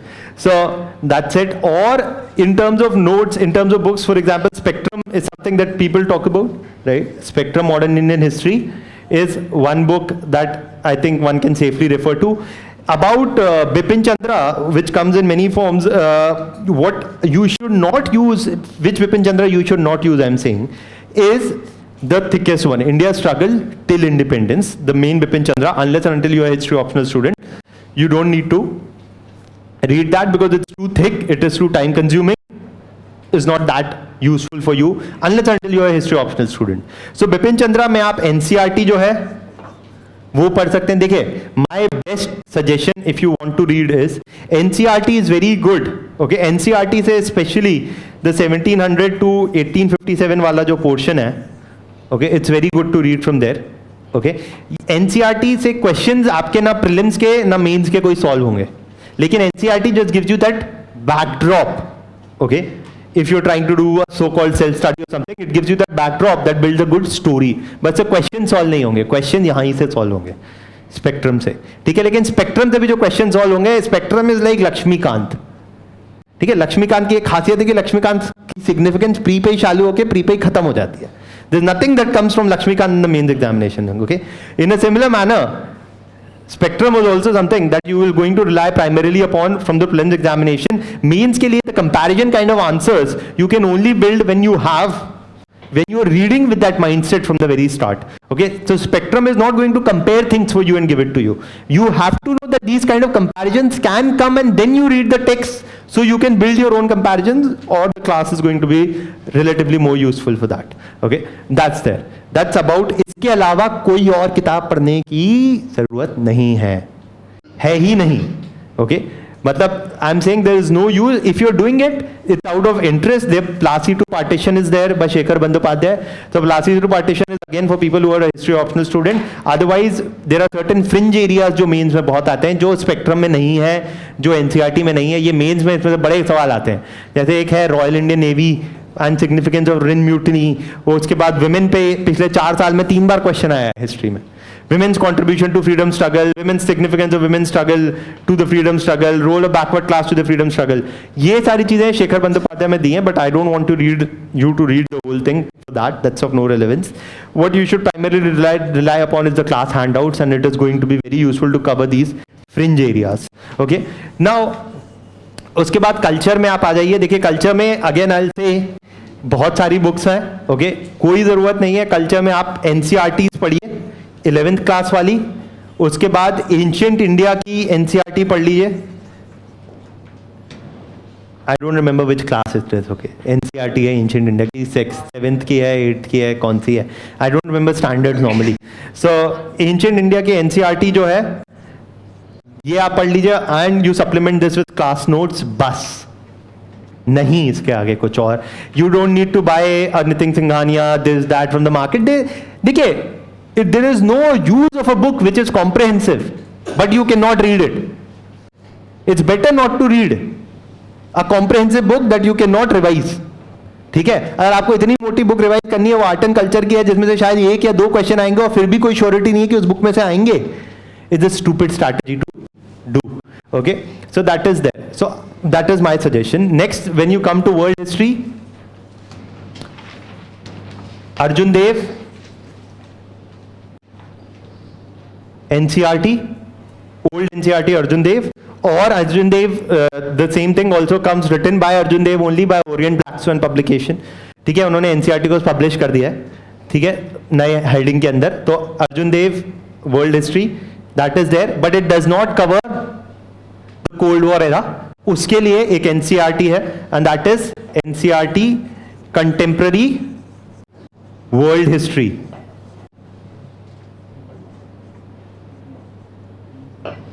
और इसका दूसरा नाम, एक सेकेंड, इसका एक और नाम है the NCERT also has another name, globalization of world politics करके भी इसी नाम से एक NCERT आती है. Okay, so these are the only 2 sources you should refer. इसके बाद Norman Lowe, another mastering world history, another book है, वो आपको पढ़ने की जरूरत नहीं क्योंकि आपको थोड़ी वर्ल्ड हिस्ट्री का मास्टर बनना है, नहीं ना. तो you don't need to read that. Whatever needs to be done apart from this is class notes. You complement it, that's enough. That is it. Okay, any doubts? Anything that you want to ask? पीछे वाले, आगे वाले, हाँ. Sir, as far as world history is concerned, in some sources too, we have to like review good book. But since the questions are the totally remote question, West African independent led by Western India, right? So see the West African question that came in the examination, means examination this year was the total bouncer question. Okay, this was a question that not, I don't think so the McBride Commission, there was a question in the McBride Commission or the West African Nation Commission. These are questions which nobody expects you to answer. There's a reason why the topper also does not score even 50% marks. जब वो final आता है result, right? You don't focus upon those fruits that nobody is catching. देखिए, bouncer पे छक्का मारने की जरूरत नहीं है, फुल टॉस पे मार लीजिए. Okay, don't get out on a full toss, don't try to hit a bouncer for a 6, right? So the point is you do this much. Over and above this, if there is a question that you have done this area and thoroughly and you cannot do it with class notes, with these books, be rest assured that nobody else is doing it also. Okay, right? So that is why I'm trying to say कि these are the fruits that you should catch on to. Over and above तो आपकी श्रद्धा है, इसके ऊपर भी आप पढ़ सकते हैं, लेकिन इतना 3 बार एक ही सोर्स से पढ़ना जरूरी है, keeping the previous year questions in mind. Over and above this, you can do more, and I can tell you more books for that also. But this is what, yeah. Post independence के लिए देखिए क्या है. Post independence के लिए भी सिर्फ 2 books हैं, बिपिन चंद्रा है, रामचंद्र गुहा है, और NCERTs हैं. पोस्ट इंडिपेंडेंस के लिए भी NCERTs हैं, पॉलिटिकल साइंस की 11th और 12th की. Okay, you read only those NCERTs. Okay, and there can be only very specific and the class notes. I don't want you to focus upon Bipin Chandra क्योंकि relevance नहीं है, कुछ नहीं आएगा. और उसके ऊपर आप वो रामचंद्र गुहा जी की उठा लीजिए, that's even more thicker and it's written in a format that even after reading the whole thing it is useless. You cannot write a page on it. There is a question on the Bhudan movement in 2014 and the significance of the Bhudan movement and how successful it was. आप रामचंद्र गुहा जी की पूरी किताब पढ़ लीजिए, आप नहीं लिख पाएंगे उसमें आंसर. आप NCERT पढ़ लीजिए, उसमें लिखा है भूदान मूवमेंट के बारे में. So NCERT and the class notes for that also is the way to go forward. Okay, that's there. Anything else? What about current affairs? देखिए, हिस्ट्री में ज़्यादा करंट अफेयर्स का. कल्चर पार्ट देखिए, current affairs what you need to know is कि देखिए, हर साल prelims के पहले there is a small booklet that we give primarily of certain cultural developments in the new year, in the past year. That is all that you need to focus upon. उसके अलावा you don't need to, जैसे polity हो गया, ये economy हो गया, जिसमें you dedicatedly focus upon which is the new bill which is being introduced, no new heritage site which is being discovered, etc. Don't need to focus upon. आखिरी में जो आपको मटेरियल मिलेगा उसमें आप देख लीजिए. That's it. Anything else? So for Indian society, Indian society. Society is a topic that Smriti ma'am will come and will talk about later. But in the sense, देखिए society के लिए again क्या है society में तो ऐसे questions आ रहे हैं कि the kind of questions that are coming in society 11th and 12th NCERT are Indian society 11th and 12th NCERT are essential, but they are not enough to answer that. 11th and 12th NCERTs are very important and वहाँ पे आप अपने newspaper का बहुत important use कर सकते हैं. Whatever is happening in your newspapers with reference to old age, women, children, migrant workers, these are some, and the caste issue. ये 5 themes हैं जो बहुत important है. Changing nature of caste, how is the position of women changing, what is the position of old age people, इस पे बार-बार question आए हैं. Okay, these are the 4 or 5 themes which are important. NCERT plus class notes. 11th and 12th, Indian society, sociology, NCERTs, these are. Okay. तो देखिए वो जो medieval वाला जो इम्पोर्टेंस, देखिए मेडिवल के लिए भी जो एनसीईआरटी है that is something that is enough. उसके देखिए उसके जो इस बार क्वेश्चन आए हैं वो बहुत ही फैक्चुअल, कुछ 1-2 जो क्वेश्चन आए थे वो कि ये वाला नाम किसके साथ एसोसिएटेड था, ये वाला प्रॉपर्टी फॉर्म किस उसमें मिलता था, तो उस पर आप ज़्यादा डोंट गेट टू गंग हो ऑन इट. ठीक है, and you just focus on this much that I personally feel is more than enough. Anything else? CCR देखिए कुछ नहीं पढ़ना है इसके अलावा. वो मद्रास, वो तमिलनाडु की तमिलनाडु की स्टेट कल्चर की बुक, CCRT एंड एवरीथिंग, वो आपको क्लास नोट्स में कॉम्प्लीमेंट हो जाएगा. Don't need to go and read books and books. नहीं है बुक्स पढ़ने का, रिटर्न पहले देखिए फिर बुक पढ़िए. कोई बुक अगर आप, and I am telling you this a golden rule, if you reading one book cover to cover for UPSC, you don't know how to prepare for UPSC. Picking up before reading a book, you should know which are the topics from this book I have to read. पूरी CCRT पढ़ने का, the return is not that much. Okay, so the return देखिए और फिर पढ़िए.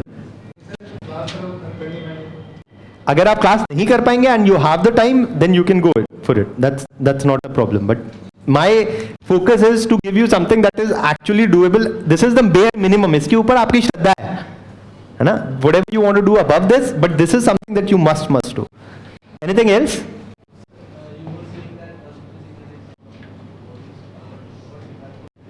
If you've already done it, that's very good. You just summarize it. Just summarize it and use it in a manner that you can revise it later. Don't keep the whole book that I'll revise the whole book. Just summarize it and use it. Anything else? Yeah. The class notes and the yellow materials both are same. The class notes and the Vision materials for art and culture separate book. both the vision material for art and culture and the class notes. No, in the class notes what also happens is that there is a lot of comparison. For example, even for modern Indian history, you'll get the class notes, you'll get the printed material as well as the class notes. The class notes are totally, because what I do in the class notes is all PPTs in a point-wise format. In the vision handouts that you will get is a more paragraph-wise format. Okay, so in the class notes, what is the previous year questions which have come, what is the comparison, let's draw a table, let's draw a flow chart, let's draw a timeline. So that's more of the class-based thing. That's not there in the handouts, the printed material that you get. Anything else? Sab, देखिए, nobody has to play a test match. Don't play a T20 also. Go and play a one day and prepare from today, right? Okay, thank you.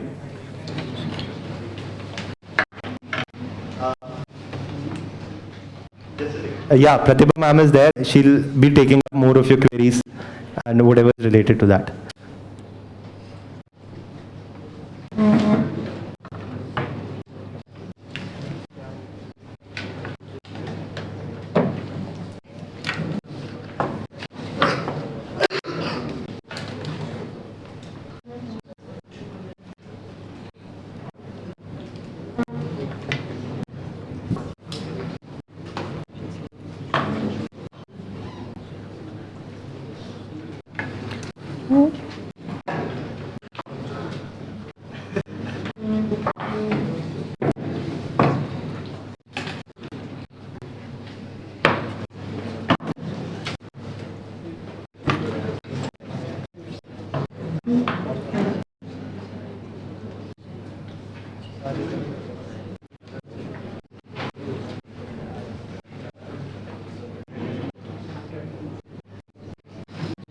Good afternoon, everyone. I'm Pratibha. I'll be your course coordinator when you get in Vision IAS, when you come on board with Vision IAS. So we'll just, how many of you are freshers here? Just immediately, or I'm waiting for, oh, okay, good. Everyone are just out of college. So why civil services examination immediately out of college when you have options of doing your masters, joining IT, good money, you're ready to sacrifice your next another 1.5 years or 2 years or 4 years or 6 years, whatever it is. Why civil services?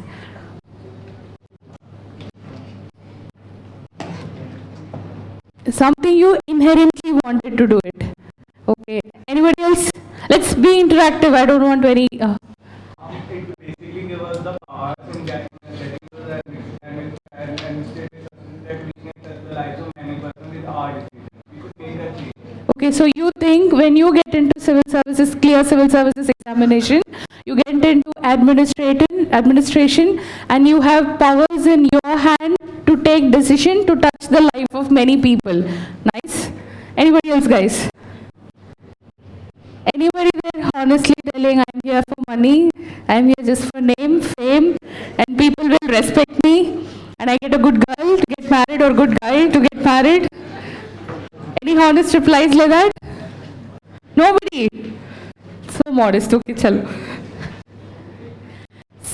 So you all have taken, among you, I think in your class in the college, somewhere about minimum of 50-60 friends who studied along with you in the degree. But you guys who are here from different colleges and universities and states across India, you have chosen a road which is very less traveled by for the following reasons, which is, I have just displayed it on the board, because you wanted to aim for the higher goals, just like you said. And like you said, you want to touch the lives of many people. And there are people who wanted to be a generalist, who are very good, naturally they are very good administrator. They want, and some incident in their life could have sparked some small newspaper bit, small news that you have studied. Who knows, maybe a film star, some fictional character's movie that you have watched. Anything could have influenced you. Maybe your friend's uncle's daughter or son, some distant, you don't even know who are they. Somebody must have cleared and they said, he can do it, why not you, or why not you? You're far better in doing it. So there are multiple reasons. But finally the outcome is you wanted to do some good. You wanted to bring some change. You want to be the change. So that's why you're here. So I hope nobody is here out of compulsion. Good. See, I hope all of you know about the exam pattern. Anyway, the faculties before me must have told about the prelims, mains, and the interview part. And in Foundation Course 2018, which will start by April 10th, you will be covered both the prelims and mains aspect. Interview will not be covered there. Okay, and very important note. So for you students who are appearing for the examination, how many students out of the lakhs and lakhs who are applying clears? Anybody, rough number? Okay, see, you know how many person or how many candidates are going to make it to the list even before you appear for the exam. Because UPSC very clearly says this year we are going to take only 980 candidates. But still you are one among the 9 to 11 lakh candidates who apply for this examination. You have that confidence that I can do it, I can come that less than 0.1 percentage. The level, the pass percentage of clearing this examination. So this is the competition level. But if you divide and see, out of the 9 to 11 lakh candidates, somewhere 5 lakhs appear for the exam. In that 5 lakhs, not more than 40% actually prepare for the examination. Remaining, everybody else will just go, okay, let me just go right. Okay, and that 2.5 lakhs, very serious candidates goes to half. Preparing 1 month before, preparing 2 months before, really preparing hard. So somewhere about 30-40,000. So in that 30-40,000, first timers, second timers, writing third timers, and who are really good at CSAT and preparing GS, who lose the prelims examination by 1 mark by border, leaving all of them. So 1 in every 2% clears. So you just have to fight for the 1 in 2% to clear your first stage. If you actually ask, you have to just fight with your neighbor, you have to fight with your roommate, somebody else, just 1 and 2 candidate, you have to be the best. Not with the person who is not at all preparing, I am fighting with him and then you will clear. That won't happen. You have to fight with the best, whom you have seen. So ready to prepare for the examination. Good point. Make sure you guys have 100% attendance every day by coming to classes. Regularity is a really good point. Next. See, I will make one point very clear. Vision IAS throughout your preparation. If you go for 3-4 people and all of you will confuse you, and at the end of the year you will not be reaching anywhere, friend. Okay, so any doubts guys regarding the classroom program, anything else? And regarding the content coverage in the foundation course, don't worry, society, IR, everything will be covered. In fact, I'd say it's very best content for society or IR. Don't worry about the classes. All your content will be covered before, like 10 months from now, you can count it. Anything else? Supposing it's a class, in college or so how can we just... Okay, so since you have asked this, I'll tell you. See, this is how Vision IAS student platform. Once you become a student of Vision IAS, this is how your platform looks.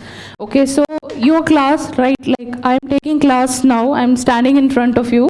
Today is an open session. Somewhere across India, whoever has the link, they are being able to watch in YouTube. But this platform, it's a closed platform and each and every student will be given a user ID and password. If you're not being able to come to the class today, you're not well, you can always watch the classes online. At the same time when the classes are going on here, you want to ask doubts, let's say. I'm just opening some random classes.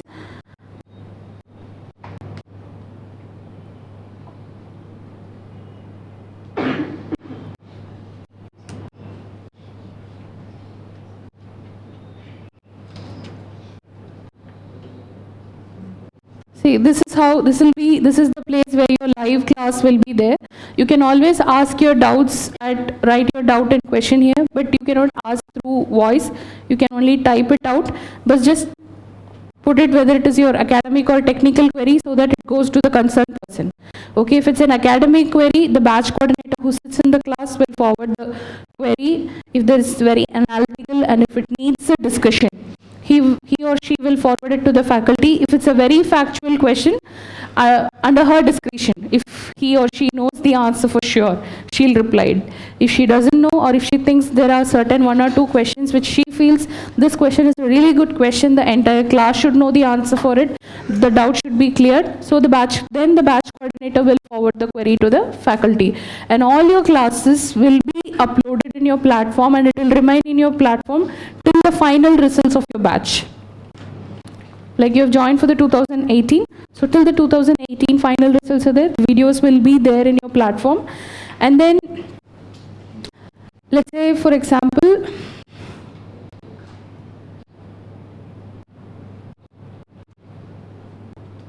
you want to know your class schedule, you can click the class schedule. If there is any handouts, just say there is some PowerPoints used in the classes, you want to see that PowerPoint. Under the class handout section, the PowerPoints will be added and each and every details related to the class will always be there. And then the summary of the classes, this is the synopsis, what is taught in today's class. Let's say you have missed continuously 3-4 classes.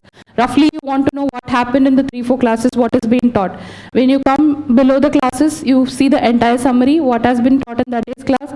Like I said, daily self-test questions, assignment questions. Since this is a mains batch, we have not given just mains only batch. And like if you're not attending the live class, you're attending the classes somewhere at the midnight. Let's say you still have doubts that time, you can talk to expert, use the talk to expert option and then you can type it, and always you can give the feedback regarding each and every class through the feedback section. You will find your all the other details, everything, the mains test that will be added, it will be under the mains section, prelims. If any upcoming discussions are there, it will be there in the discussion section. If you want to talk to any expert other than the persons who are actually taking your classes, other than the faculty main faculties who are taking the classes, there are many support faculties also, second in line faculties. So you can always contact them, and then FAQs, if If you need any help, I'll always be there. Anything else? Ma'am, weekend class, regular class. क्या difference? See, regular batch is nothing but Monday to Saturday. The given time 3 hours, and in weekend batch just on 2 days, each day 9 hours of class. It's mostly for the working people and who wanted to spend the entire week preparing, and then who want to just attend 2 days of classes, morning 9 to 12, 12:30 to 3:30, 4 to 7 Saturday, and then the Sunday also same way. So full Saturday, Sunday you will end up inside this hall. Rest of the 5 days you are free. Yes? In about how much time is the recorded class will be uploaded online? Mostly 20 by end of the day. See, people, let's say he's recording here and continuously there is batches. Immediately, even when it is done, he sends the card for the post processing.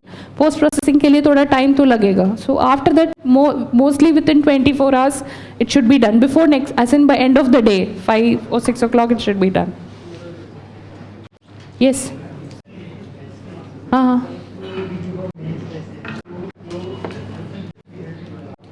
See, regarding mains test series and test discussion, whenever a mains module is added to you, okay, you will be informed. All India test series, yes, it will be informed to you, and you will have the module in your class, in your hand, and then when you write the test, and 24 to, usually not 24 hours, 48 hours before, you will receive a mail if you have attempted the test. If you have actually attempted for the test, you will receive a mail where will be the test discussion held, which classroom the test discussion will be held, on which date and which time. And if you have just been assigned the test code, but you have not appeared for it, you will just receive a message, the test discussion will be held on this date and this time. But if you want still know the details, always you can keep regularly checking on the platform where I showed you test discussion, right? There you can keep checking. Okay.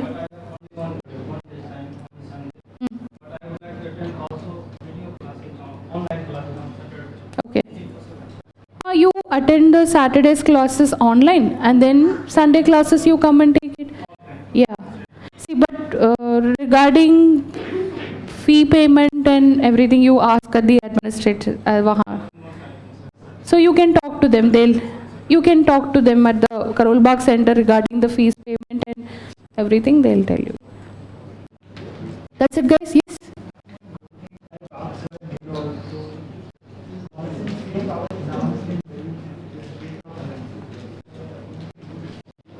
Okay, see, you have exam in Delhi University 20th of May. Somebody has final examination in the month of April, and someone wants to give their IGNOU examination in the month of August. So we will not be cancelling. And let's say even for the government examination, I want to write bank examination this Sunday. Please don't keep classes. Whatever it is, we will not cancel classes. Even you know before taking admissions that these are the priorities. So don't worry about losing the classes, because the classes are always available to you in the video format, recorded, and the faculties are there to clear your doubts. So don't worry about it. Yes? Okay, thank you guys. Next, there will be an economic session by Pratik sir. We'll see you. If you have any doubts, you can meet me at Karol Bagh Center. Thank you.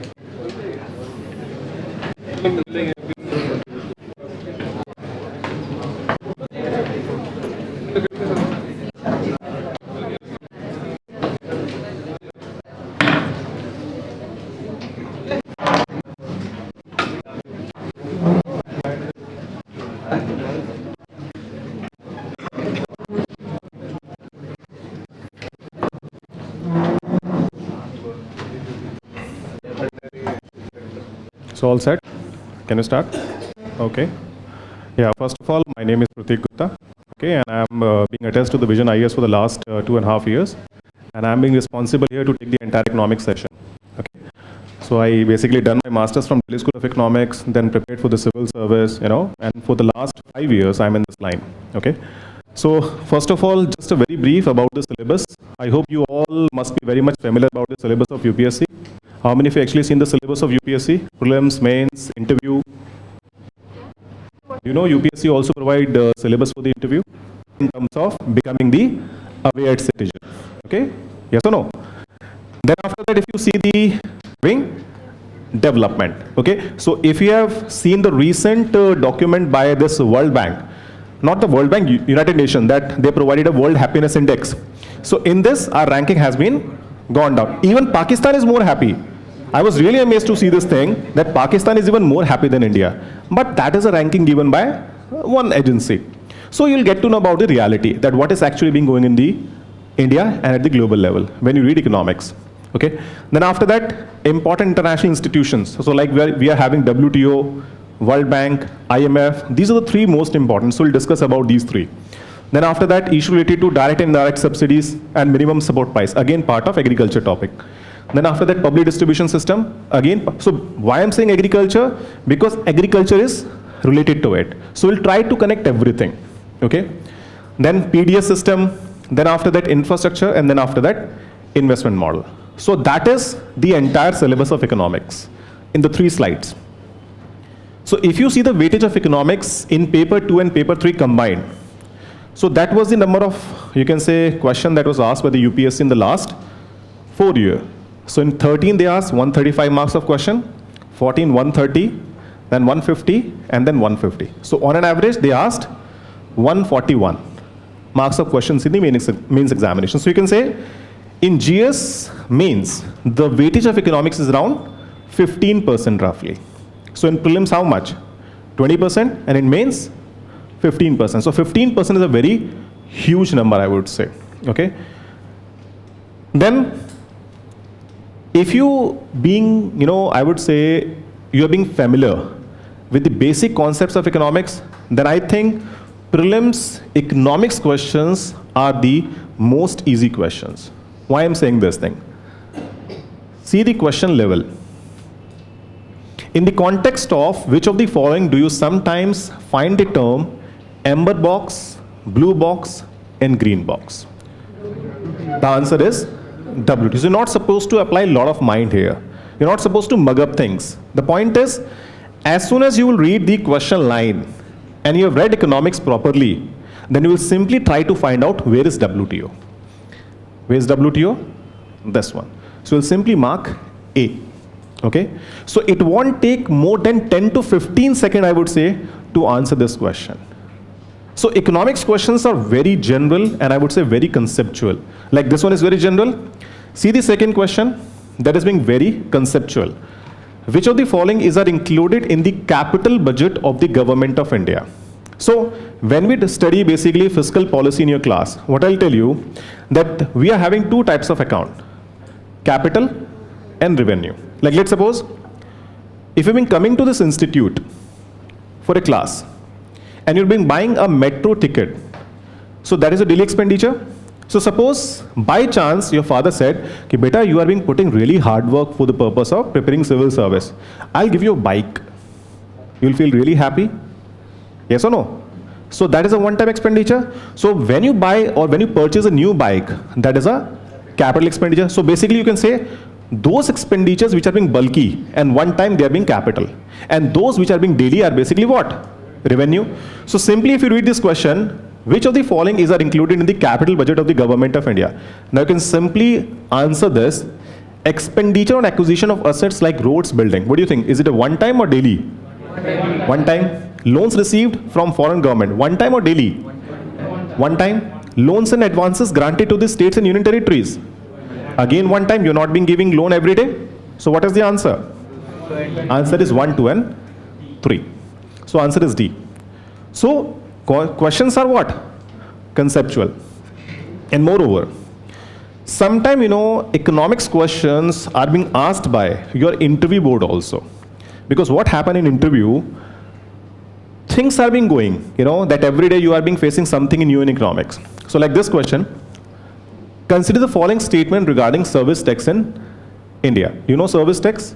Yes. So like when you take admission in this institute, we'll charge two things from you. One is tuition fee and the second thing is service tax. Because we are not giving anything to you in terms of physical thing. We are just giving you what? Service. So we also need to charge what? Service tax. So this was the question. It is applied in entire India. It is applied on the food consumed in the restaurants on the total value, and it is applied not on the food item delivered as home delivery. So that is a question regarding the service tax. So this question was not asked by the UPSC in the prelims, I'm telling you simply. That is a question, that was asked by interview board recently. Interviews are going on? Yes or no? So why the interview board asked this question? So what happened? One of the candidates appeared recently for the interview. So the question was like this: do you eat in restaurant? And you know the answer? What a person will say? Obviously yes, because each and every person is sometime going to the restaurant to eat something or to drink something. How many of you are going for drinking? Let it be. Okay. So basically, they simply asked, tell me, when you get a bill in a restaurant, what kind of taxes they will apply in your bill? Have you ever noted that?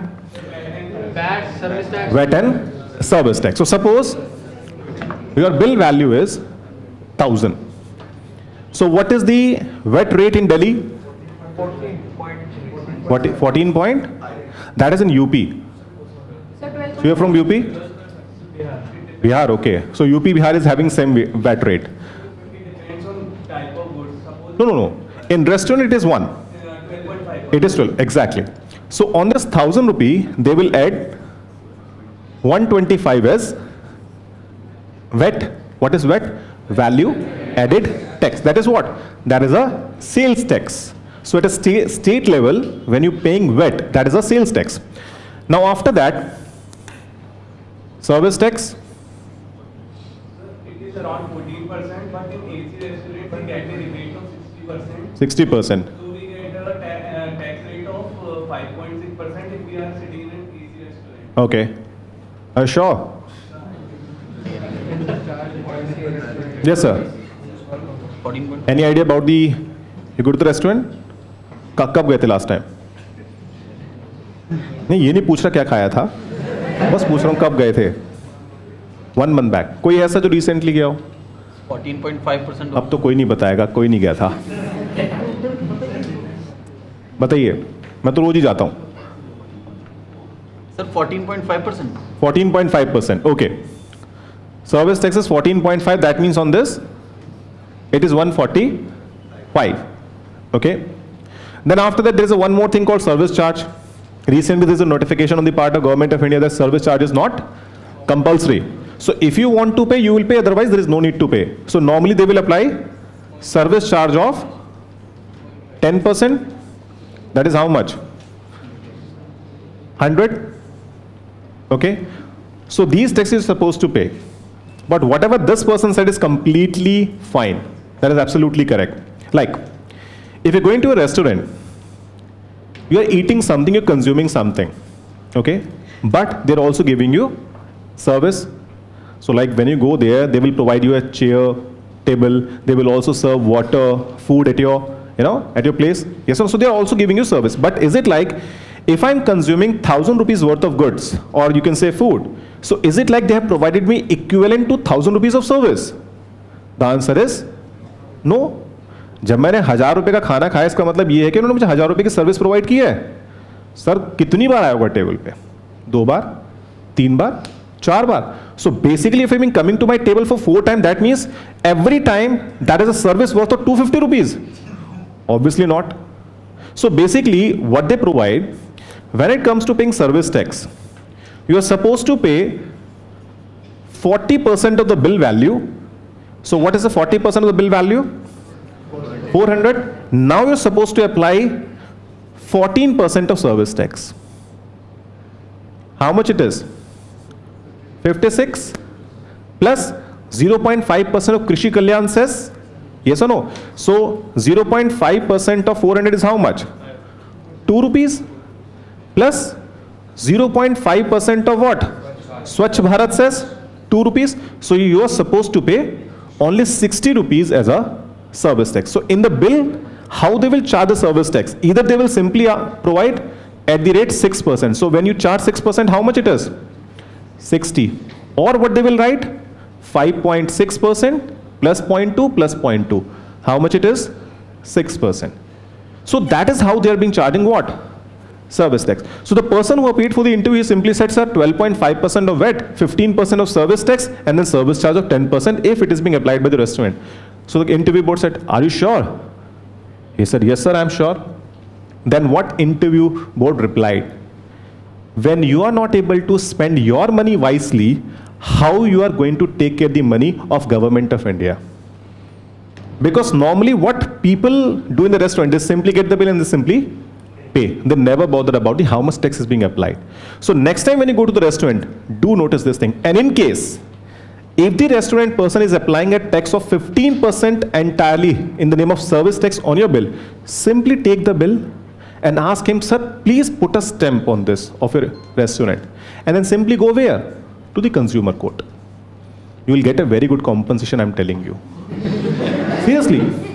In Chennai, one person paid 73 rupees extra as a service tax, okay?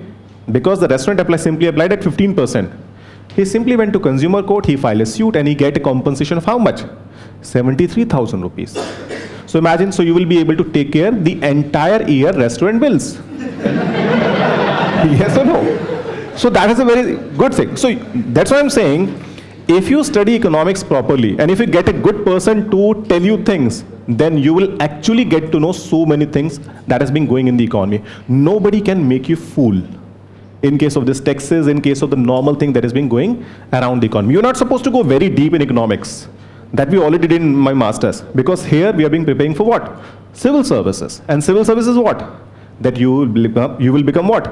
A journalist that need to know a general thing about each and every subject. In fact, the entire syllabus of UPSC is being designed from IAS point of view only, I would say, not from IPS or the other. Why IAS? Because when you become IAS, you're going to head so many departments. So, like maybe you will be posted as defense secretary, maybe as an agriculture secretary, maybe as a foreign secretary, yes or no? So in this case, you need to know what? About the foreign policy, about the science and technology basic, about, let's suppose you're being part of archaeological department. So you should know art and culture. So that's why you are being taught what? Art and culture. So the entire syllabus is being designed very, very practically and logically from one service point of view, that is what? Indian Administrative Services. Okay? So this kind of response was received by the candidate who paid for the interview. So that's what I'm saying. Economics as a portion will help you in terms of knowing so many current things. Okay? Now, if you see the mains question, again, there's so many topics are being attached. Like in this case, see, women empowerment in India needs gender budgeting. What is women empowerment? Nari Sashakti-karan. सुना आपने? What is सशक्तिकरण? वो तो English हो गई यार, वो तो मैं ही बता रहा हूँ. What is empowerment? Do you really feel empowered in India? Yes, ma'am. What kind of empowerment you actually seen? Yeah, you can use Facebook. You can write something on Facebook. Yes or no? Otherwise, in case of various countries, Facebook has been banned. You're not supposed to say anything against the government. योगी, जो हमारे योगी साहब आजकल chief minister बने हैं, लोग UP में क्या कह रहे हैं, मैंने बहुत सारे के पोस्ट पढ़े, वो लिखते हैं कि यूपी अब एक लोकतांत्रिक राज्य नहीं रहा. मैंने कहा भाई ऐसे कमेंट तो मत करो. मैंने कहा अगर लोकतांत्रिक राज्य नहीं होता ना, तो आप ये कमेंट नहीं लिख रहे होते इस टाइम फेसबुक पे. ये लोकतांत्रिक होने की वजह से, लोकतांत्रिक यू नो ना, या सो उसी वजह से मिला है आपको ये. So, if you see this topic, what are the requirements and status of gender budgeting in Indian context? So basically, what happened when we discussed this topic in class? It's a part of fiscal policy. What is gender budgeting? Gender budgeting is basically you need to provide certain specific component in the plans initiated by the government reserved for whom? Reserved for women. Like, if you know, there's a one program called MG Narega. सुना होगा ना? उसको तो video भी एक YouTube पे देखा होगा आप लोगों ने. किसके बारे देखिए, इसे कहते हैं एम्पावरमेंट, ठीक है. So basically MG NREGA is what, that you are being providing 100 days or 150 days of employment. Okay, so under that you are being reserving 1/3 of the employment for whom? For women. So that is basically gender budgeting. Like in the Panchayati Raj institutions, you are having 1/3 reserved seats reserved for whom? For women. That is a gender budgeting.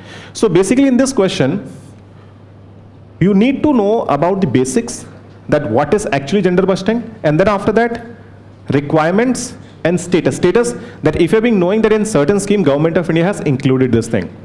Then after simply mention this, and in the conclusion, what you're supposed to provide.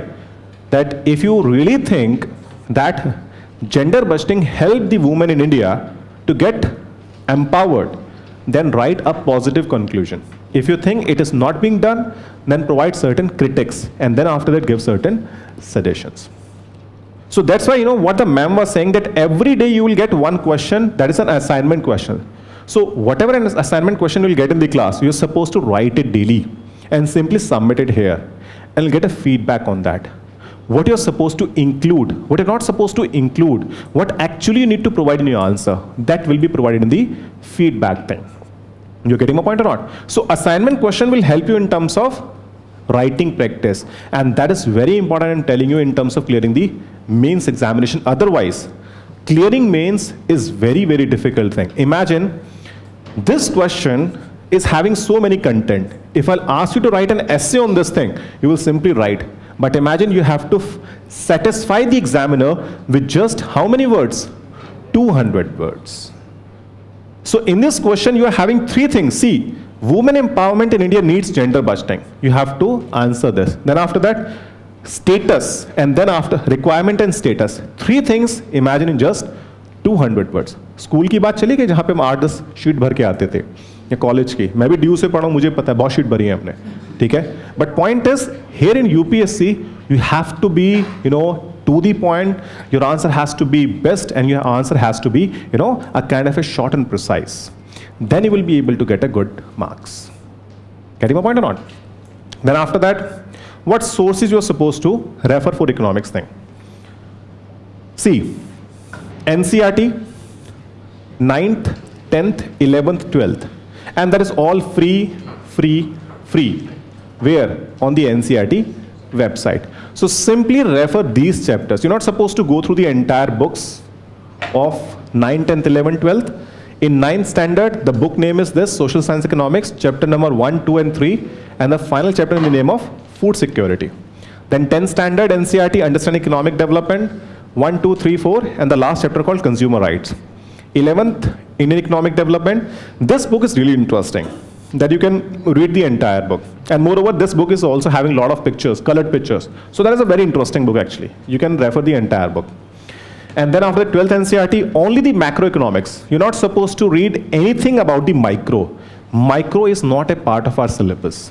Only macroeconomics. And in this thing, chapter number 3, 5, and 6. Only these 3 chapters. You're not supposed to refer the entire book, just 3, 5, and 6. These chapters basically, if you're joining coaching, okay, then simply go through it before coming to the class. And still, if you're not referring these, then obviously these chapters will be even more clear in the classroom. So either you can skip it initially and refer it after the classroom discussion. Only this one, the 12th one. I'm not talking about these 3. So 12th standard, you can skip.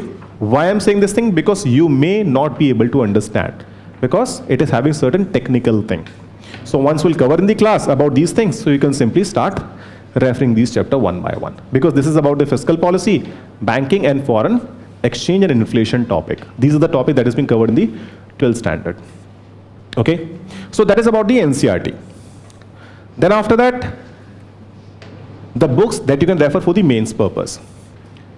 So you're having these books in the market: Indian Economy by Datan Sundaram, Indian Economy by Mishra and Puri, Indian Economy Performance and Policy by Uma Kapira, Indian Economy by A.C. Dhingra. So you can take any one book. You're not supposed to take all the 4. Don't worry. Just one. So you go to the book shop, just try to get all these 4 books, see the chapters, see the volume, because these, all the 4 books are quite bulky, having 1,000+ pages, okay? So any book which you find interesting, you know, having less pages, or you can say whatever criteria you basically follow. क्योंकि जब मैं follow करता था, मैं तो ये देखता था सबसे कम पेज किसके अंदर है, ठीक है? उसके हिसाब से मैं pick करता था. तो इन चारों में से भी कोई एक, any one out of this 4, and then after that, once you finish this, then buy this one. Indian Economy Since Independence, that is a very good book. So you will find certain critics about the policy of Government of India. The book is being written by whom? Uma Kapila. She is a professor in Miranda House College in Delhi University, not campus. Okay. So these are the books that you can refer. So NCERT plus anyone. And moreover, do remember, you're not supposed to go through the entire book. What you're supposed to do? Simply open up the index of these books. Then after that, mark those chapters which are being referred in your mains syllabus. Okay? Because, you know, in UPSC, you have to read less. You're not supposed to go through various sources. Just make one thing as your base and just stick to it. Do not change yourself if somebody is telling you कि यार ये book ज़्यादा better है, इसे छोड़ दूसरी पकड़ ले. उस चीज़ में आप कभी prepare नहीं कर पाएंगे. Just stick on one thing. So that is basically what, when you're not joining coaching, these sources. If you've been joining coaching here, then what you're supposed to refer? Institute note that you will get, plus class note that I'll provide you. जो भी हम class में discuss करेंगे वो मैं dictate भी करता हूँ काफ़ी सारा उसमें से. And then after that, the handouts provided by me. So what I have done for my classes, all the books, that is these books, I have all these 5 books. So what I've done, I simply picked up the topics of a syllabus and I simply try to get only those things which I feel is good from our examination point of view. And उसके बाद मैंने क्या किया है? Cut, copy, paste. ठीक है? जो हम कॉलेज में भी करते थे. और उसके बाद I simply prepared my notes. So certain input from these books, certain inputs from economic time, certain input from basically the budget document, certain input from the economic survey, and certain inputs from where? From the Government of India's website, like Ministry of Commerce and Industry. Then you're having departments of personnel and policy. There's so many websites are there. So I simply took that particular thing and incorporated in my own notes. So if you join the institute, then only this thing, that is more than enough, and I can assure you, you will be able to complete around 80 to 85% of your syllabus of economics from both the examination point of view. I cannot guarantee for 100% because it is UPSC. Okay, because UPSC is, sorry? Ramesh Singh, I cannot comment on that because I found this book is being including so many extra things that is not relevant from examination point of view. That's why I'm saying why I prepared my notes. Because my purpose, what I think about the coaching thing is that if you've been joining here or joining anywhere, so you will get that material which is best. You're not supposed to refer a lot of things. Just refer one thing. You getting my point or not? So minimum resources and maximum output. That is my actually, you know, thinking when it comes to coaching. So that's why I prepared these notes. So it's not like I prepared, I hired someone and he's preparing for these notes for me. I'm the one who's being responsible for the content of these notes. Okay? So only these 3 things, and that is more than enough from examination point of view. Okay? So that is all from my side for the economics portion. So if you want to ask any question about economics, you can simply ask. And how many classes basically I'll take for the economics thing from prelims and mains? So basically I take 75 hours to complete the portion. So if the class is 3 hours, so I'll take 25 classes. So the class is 2.5 hours, so class numbers will increase. So that depends upon the length of the class. Okay? Yes. Any question? Sir, yes, sir. How do we face the analytical view of the current economic affairs like the app payment, payment app, and they're coming in mains exam? So how do we face them? So you'll get to know, like what happened in our class. I simply throw ideas on you. कि ये ideas हैं, ये positive है, ये negative, and then after that I simply ask for the questions. So what happened when you simply put up your question? It turns into what? Discussion kind of thing. So you'll tell certain idea, I'll tell certain ideas, then somebody else will provide certain more ideas. So by way of that, you will be able to have a lot of things in your mind. That's why, you know, the best thing, like in this institute, what kind of extra privilege you're having, that you're having all the classes on your students' platform. So if you're missing something, you will be able to get the things online. But I am telling you, it is always good to sit in class and take the lecture. Because interaction face to face is having a different impact. जैसे मान लीजिए आपके दिमाग में भी कोई question आ रहा है, आप सिंपली मेरे से पूछेंगे कि सर इस क्वेश्चन का आंसर बताइए. हो सकता है कुछ उससे रिलेटेड क्वेश्चन किसी और के माइंड में हो, तो आप तुरंत पूछ लेंगे. बट मैं भी देखता हूँ, जो मैं मूवी देखने, वो है कि एक मूवी है, जब आप घर पे बैठ के देख रहे हैं, तो मूवी में क्या होता है, आप उठ के जाते रहते हैं, थोड़ा कहीं कहीं ध्यान भटकता रहता है. कभी सेल फोन की घंटी बज रही है, कभी मम्मी बुला रही है खाना खा ले, कभी कोई कुछ बुला रहा है, तो वो चलता रहता है. बट जब आप क्लास में होते हैं, you are having 3 hours here and you are being completely concentrating where on this side. Okay, so it is always good to attend classes if you're being part of offline class lectures. Any other question you want to ask? Yes, ma'am. Important to read the economics time No, not at all. No, because I am reading economic time, whatever relevant is there, I simply include in my lectures. If you're not attending the classes. Then you can refer. Instead of that, what you can simply do, download the app of economic time. Which smartphone you're having? Android? So which is better, Mint or economic? Oh, what? Yeah, you can simply say iPhone. Okay, so app download कीजिए, और app download करने के बाद economic time की आपकी सबसे अच्छी बात क्या है, उसमें सारे टॉपिक्स अलग अलग होते हैं. Industry, banking, economy, stock market. सिर्फ इकोनॉमी वाले पे जाइए और जो 3-4 आर्टिकल डेली के होते हैं उनको देख लीजिए. अगर आपको लगे सिलेबस से रिलेटेड है तो पढ़िए, वरना छोड़ दीजिए. That is the best thing to read, or that is the best way to read economic times from civil service point of view. Because economics is the only interest of us. Otherwise, there is no need to read about the industry, stock market, then the this politics, anything. Just the economic one. Okay? Sir वो मिलेगा institute से आपको. Sir हमारे platform पे मिलेगा सब, जो online resources हैं वो सब प्रोवाइड करते हैं. हमारा इंस्टीट्यूट जो है ना, स्टूडेंट्स का बहुत ध्यान रखता है.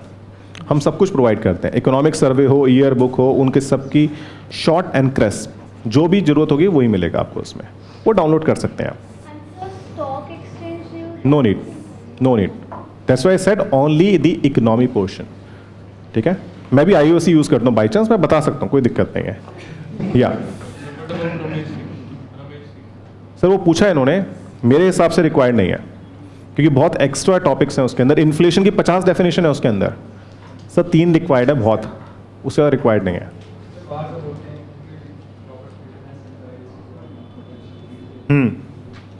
कौन सी? सर मुझे नहीं पता. सर देखिए, इकोनॉमिक्स तो हर जगह अच्छा है, मुझे ये नहीं पता कंटेंट उसमें क्या है. देखिए इकोनॉमिक्स तो आप ऑनलाइन भी पढ़ेंगे ना, तो ऑनलाइन सबसे बेस्ट तरीका है वुड से. क्यों? क्योंकि उसमें आपको 10 चीज़ें मिलेंगी, 10 वेबसाइट्स मिलेंगी, और इसमें आप सबसे सिंपल वाली वेबसाइट को एक वो अपना टारगेट बना लीजिए कि इसमें से मैं पढ़ूंगा, वो सबसे बेस्ट है. और वरना यूट्यूब पे जाएंगे, उस पर भी कई वीडियो मिल जाएंगे. ठीक है, तो पॉइंट क्या है, किसी एक स्पेसिफिक इंस्टीट्यूट की बात करेंगे तो मैंने कभी इंस्टीट्यूट्स की बुक्स देखी नहीं है, क्योंकि मैं आपसे कह रहा हूँ कि मैं अपने नोट्स बनाता हूँ, और मैं उसमें से, जैसे अगर मैं आपको एग्जाम्पल दूँ, प्रीलिम्स के सारे क्वेश्चन मेरे नोट्स में से कवर हो जाते हैं 100%. एक आधा क्वेश्चन जो होता है बचता है, मेंस में एक आधा क्वेश्चन बाहर से आता है, क्योंकि कई बार बहुत अनएक्सपेक्टेड पूछ लेते हैं वो लोग. Many times we come across a lot of technical terms like Laffer curves and tax net. So in this context of I'll discuss. Don't worry. I'm asking that if I cover only the current affairs part and leave the technical part, will it be enough for prelim part? Sir, technical part is important. Certain things are important. That's why I'm saying, as per my own knowledge and about the experience of UPSC, I'm not saying I'll cover everything. I'll try to cover those things which are being news. So suppose you're talking about a Laffer curve. So I'll cover Laffer curve if it is in the news for the last 1 or 2 years. Otherwise, I will simply skip. So those terms which are not in use, we can left. Yeah, if it is not in news, but how will get to know that whether this thing is in news or not? Following newspaper. कितने time का newspaper? 1 year. अगर मैं तो आपसे 2 साल बोला अभी. अब सर देखिए, ये जो मेंस वाला क्वेश्चन है ना, ये वाला, that was asked by the UPSC in 2014, and that question supposed to be asked by the UPSC in 2009 or 10, because FRBM Act was simply dismantled by the government of India in 9-10 only. It is actually impossible to. Exactly. That's why I'm saying कि I cannot cover 100%. I can cover 80 to 85%. And moreover, to get a call in mains for the interview, You're not supposed to score 80%. Nobody can score 80%, don't worry. You're supposed to score only 35 to 40%. So if you've been covering 85% properly, that is more than enough to get a call for the interview. Okay, is it fine? So now we are having geography session, the last one. So sir will come and take your session for the geography thing. Okay, so in case if you have any question, this is my email ID. pratikjwe2001 Okay, so like if you need this slide, simply mail me, I'll give it to you. Okay, Charlie, yes. It's a Google, not Google, Gmail actually. gmail.com. Okay, Charlie, thank you very much and all the very best.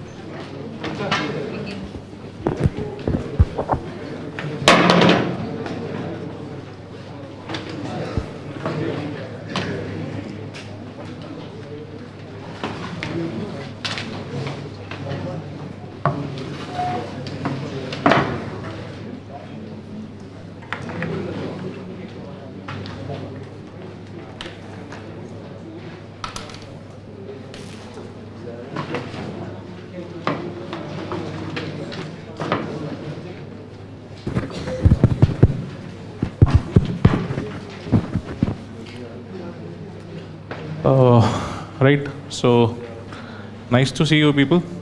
I'll be talking to you with regarding geography to start with, and maybe we'll discuss also about ecology, environment, and some other sections which are there, minor sections here and there. But first of all, I think the session started at 2 o'clock or so.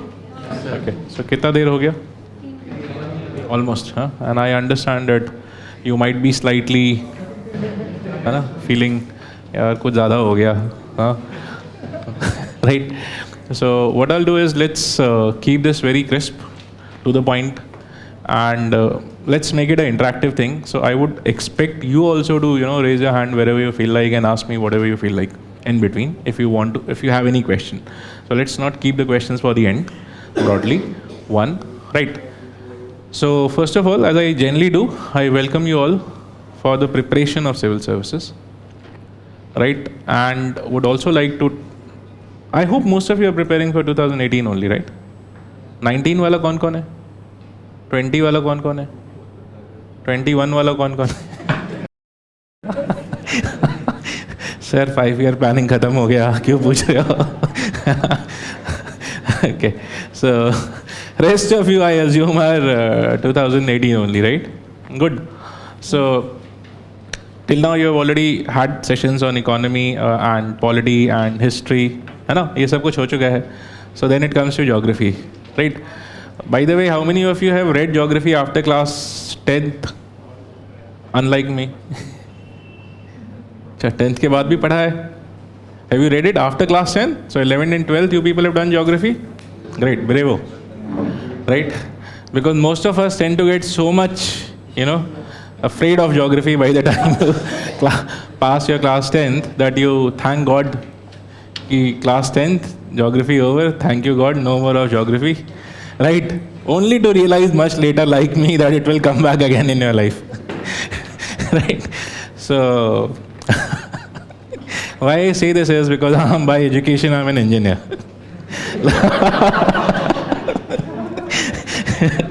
Sorry? No, I'm एक उसके बाद वाला. So it's an electrical. I'm an electrical engineer, right? So, and I also thank God after my class 10 that I never have to study geography hereafter, right? I was so happy that geography is done in my life, right? Because I never used to understand geography, right? Till class 10, I need the word, right?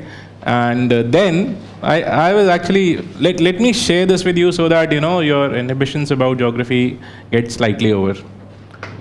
So once I thank God, God also gave me opportunities. Java physics padho, chemistry padho, right? And I became whatever I became, and I worked. And then one, I don't know whether I should call it fine day or a bad day, but then I decided that I should appear for what you have decided, right? Like most of you.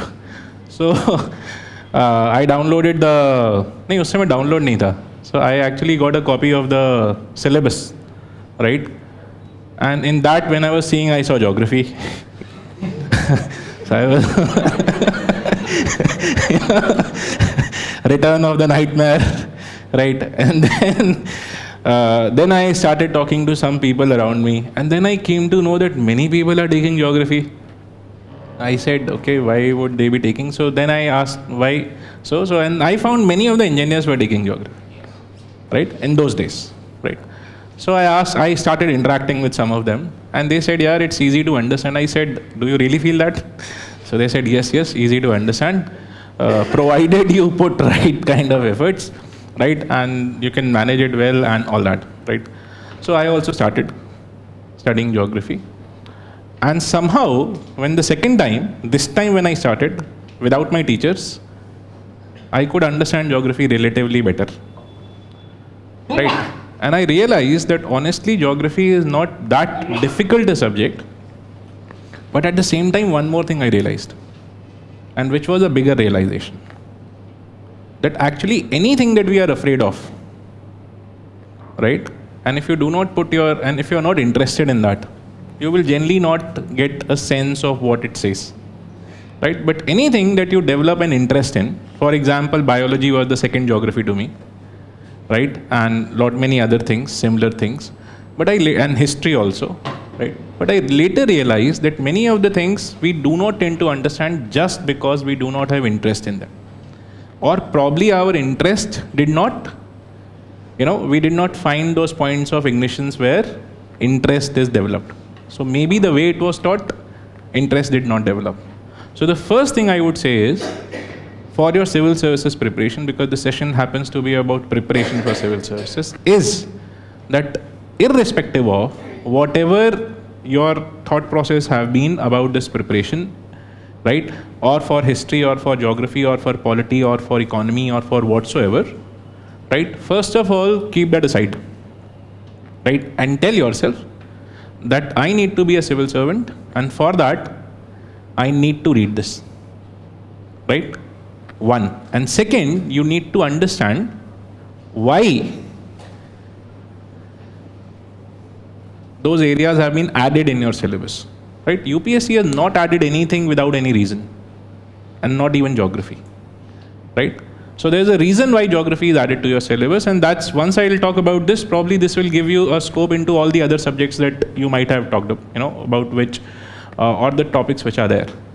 So first of all, let's understand why at all is geography there in the syllabus. Once you understand this why of the geography, things will become easier for you to understand, right? So what is the why of geography? Why geography is there? What does geography basically tend to tell you?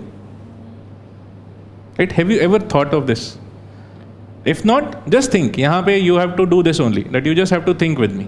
If you are able to think through, you will see the reasons, right? So why is geography there? Yeah? Apart from physical geography, human geography can be correlated in today's. It can be correlated. Apart from physical geography, human geography can be correlated. Okay. What else? Bolo yaar, kuch, anything that comes to your mind? What do you think? First of all, geography mein what all is there? Are you aware? No. Right? Let me not assume. So what all comes into your geography? Very simply, where will you come to know what is there in geography? Your class 11th and 12th NCRTs. Okay? And my story starts, or my set of things that I will tell you to cover are your class 11th and 12th NCRTs. Right?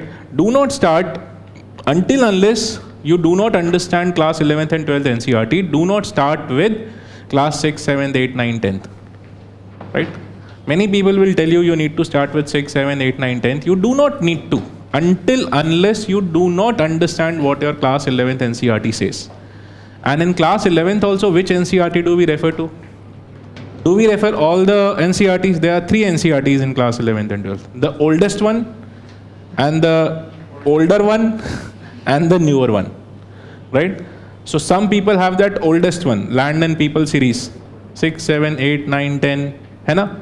Some of you might have purchased or might have heard about. Then there was an older one, and then there is the new one. Where do you get a sense of where the new one is there? Right? ncert.nic.in.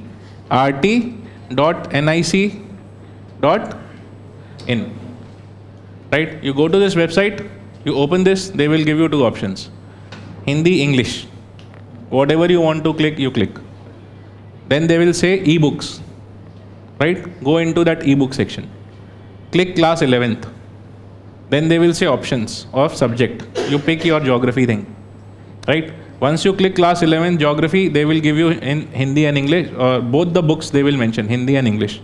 There are two books mentioned there. One is Fundamentals of Physical Geography. That is the first book. Fundamentals of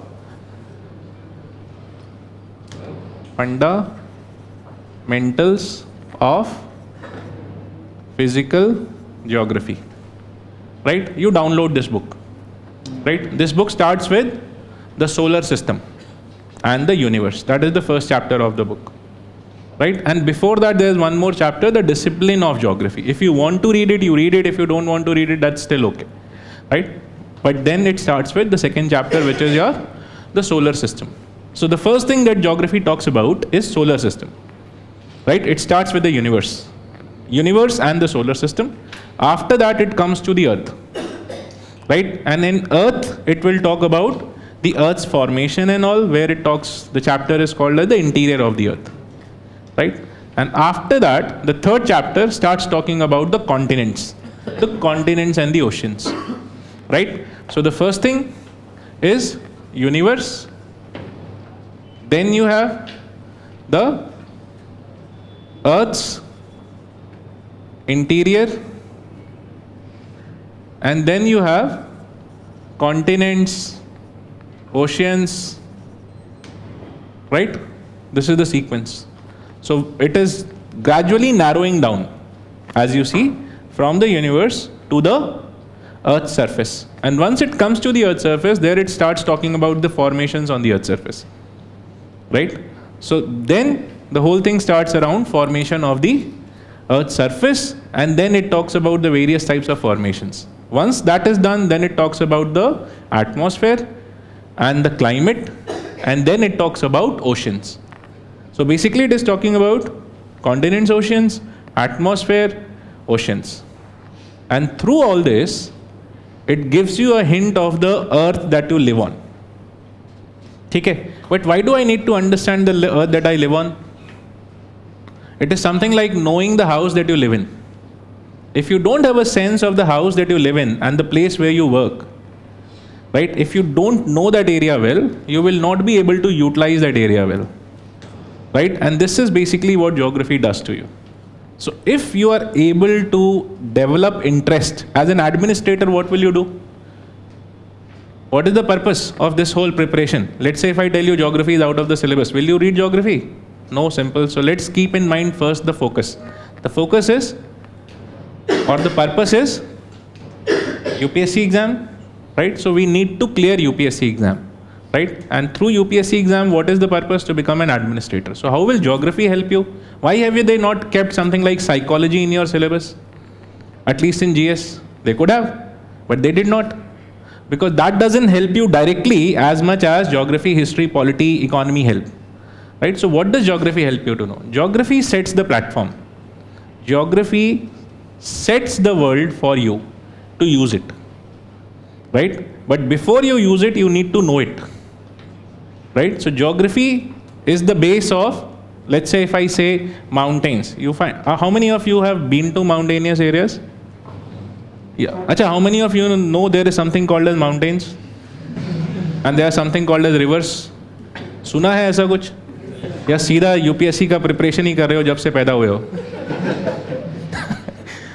नहीं मतलब, you know, हाँ, so hopefully सुना तो होगा कि कुछ mountain type का चीज़ होता है. Have you ever thought of the importance of mountains in our life? What is the importance? If I ask you, let's spend 10 seconds on this. What is the importance? The most important thing that mountains do to us? Soil and soil formation and Rains. Rainfall. What else? हाँ? Weather system, climate system. Yes, geography वाले. अच्छा आप लोग छोड़ दो अभी. हाँ, क्योंकि मैं आपको ज़बरदस्ती पॉइंट नहीं करना चाहता. If you want to answer, you answer, else you decide. Yeah. Who else? Anything else? Anything else? Maintaining the? Oh Baba. Hold on. इसीलिए आपको नहीं बोला था. ठीक है. एक और किसी ने आंसर दिया था. रिवर सिस्टम कुछ सुनाई पड़ा था मुझे. कौन बोला था? यस. तो बोल देते यार, मैंने पूछा ना, है ना. River systems, right. So do we realize that most or almost all the major rivers that we have originate from the, now let's start talking about it, right? So mountains, most of the major rivers that you have originate from the mountains, right? And why do they originate from the mountains? Because mountains are mainly like water tanks, right? Are they water tanks? No, right? They are water columns, right? How do they store water? Have you ever thought? They store water in the form of glaciers and ice, right? And how does those glaciers and ice help us? Because from these mountains, many of the major rivers start. Yes? And the rivers bring with them what? Not only water, but what you said, right? They help in many cases in formation of soils, right? What do soils give you? Huh? No.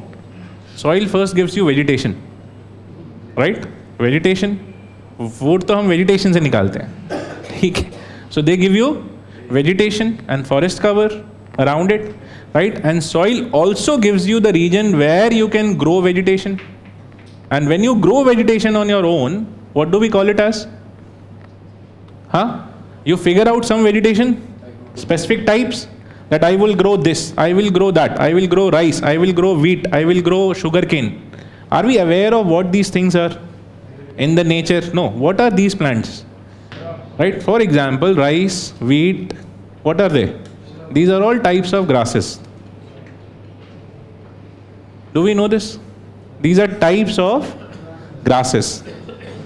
Right? Sugarcane also, if you see.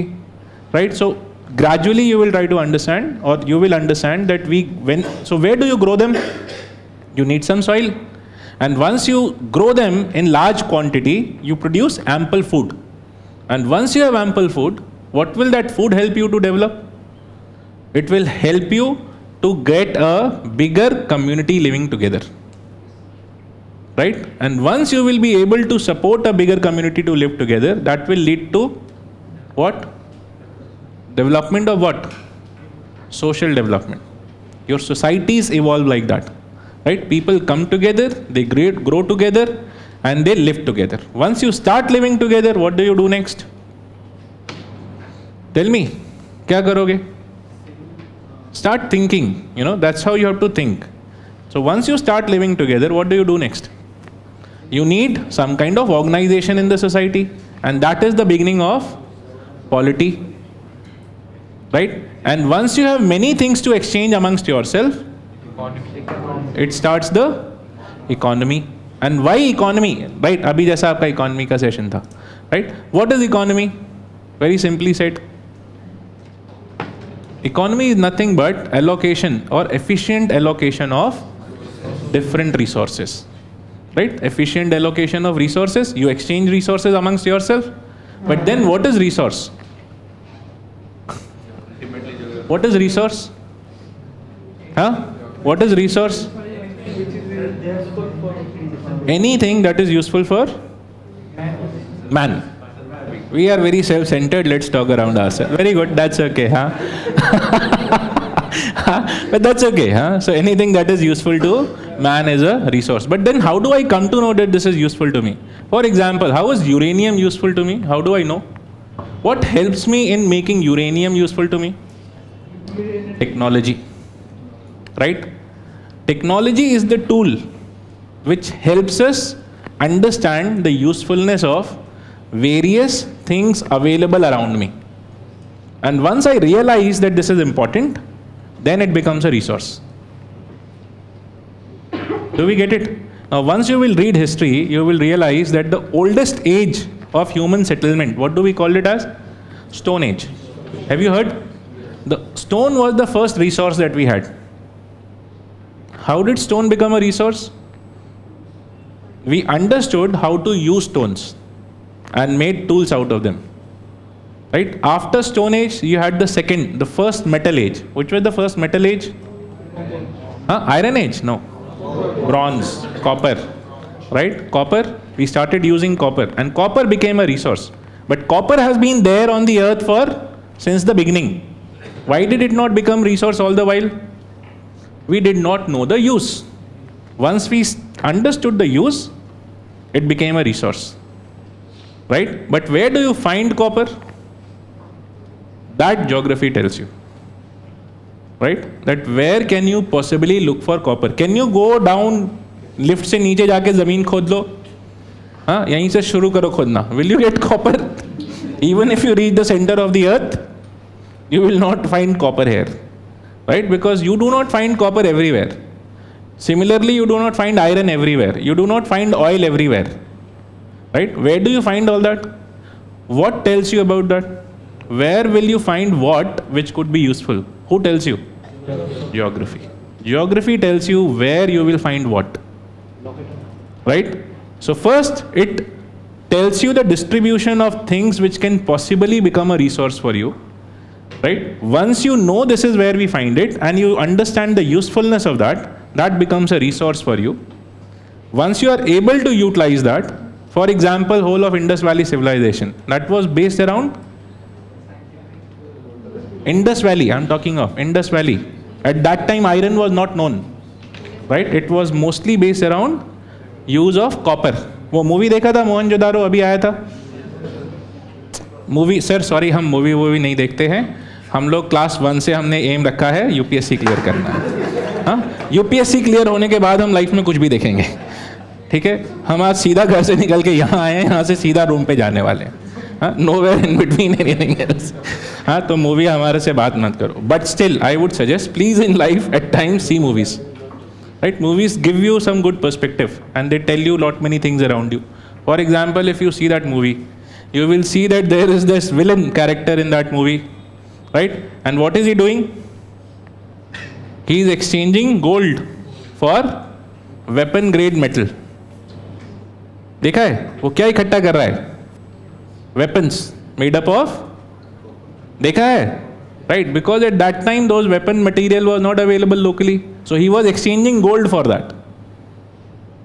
ठीक है? So resource for him was that weapon. That is his perception कि मुझे कहाँ attack करना है, उसके लिए he was collecting. But basically what I'm saying here is that becomes a resource. Then later on, if you see Iron Age, that become when we understood what is iron and we started using it, it became a resource. After that, what was the next resource? Can you think of? Iron के बाद और सोचो. हाँ, oil. Do you know how oil became a resource for us? हाँ, before petroleum, for example, petroleum was not a resource for us, a major resource for us earlier. Right? People used to burn oil lamp with petroleum. That was the only use. But once we came up with the use of the what you call as diesel engine. Diesel engine was the innovation which made petroleum a resource for us. ठीक है? Nuclear reactors, they made uranium a resource for us. Right? Solar panels, they made sunlight a resource for us. Till that technology was not there, हम कुछ ज़्यादा sunlight से करते नहीं थे. Though sunlight was doing lot many things for us, right? So photosynthesis and all, nature has made lot many things which go on to utilize it and help us, right? But that's how things become resource, right? So for understanding what is resource where, you need to understand geography. And nature thankfully has not divided the resources uniformly everywhere. If nature had divided uniformly, every resource was available everywhere, there won't be any economy. Because then you don't need to exchange. Do you get it? Right? So the base of economic interaction is non-uniform distribution of various resources. Right? And that's why we go on to buy oil from wherever, or uranium from wherever, or we go on to supply iron to Japan. Right? right? Or sign an agreement on rare earth metals with Japan. Okay, why? Because that's how the resources are distributed. So as to know this, you need to know geography. So once you understand this importance of geography, that to know my resources around me, I need to understand geography. बस इतना सा, ये एक चीज़ दिमाग में click किया, next time you will read geography like anything. Right? Because this is telling me my resources. And if I want to develop my country, if my goal is to make my country amongst the most developed countries, I need to understand which resources where. What do I need to manage? Right? Then if you come to the rivers, rivers were the places where, if you see in your map, all the cities that you have are either located along rivers or they are located on the coast. Yes or no? Why is it so? Have you ever thought why major cities are always close to a river? Because for people you need water, right? So it has to be close, huh? Fertile soil is also there. Yes, fertile. Yeah, so there are many things. Actually, all the civilization, if you see in the world, right, whether it was Mesopotamian or Sumerian or Indus Valley or the Gangetic or the Huangho, right, any civilization has evolved around rivers. Right? Why? Because river is a major source which helps you get the water, it helps you or gives you the soil, and from the soil you are able to produce enough food, right, which will help you. So to understand the importance, once you understand the importance of river, that's where you will understand why the government is so much focused around Namami Gange, or why recently we have given the status of living person to rivers, right? Or why New Zealand has recently given living person status to rivers. Do you understand? Rivers are really important. But till you see river as a nala flowing next to Delhi, like Yamuna, है ना, यमुना आता है ना बीच में, तो अगर वो आपके लिए नाला है तो वो नाला ही रहेगा, बट वो बेसिकली नाला आपके दिमाग में बह रहा है.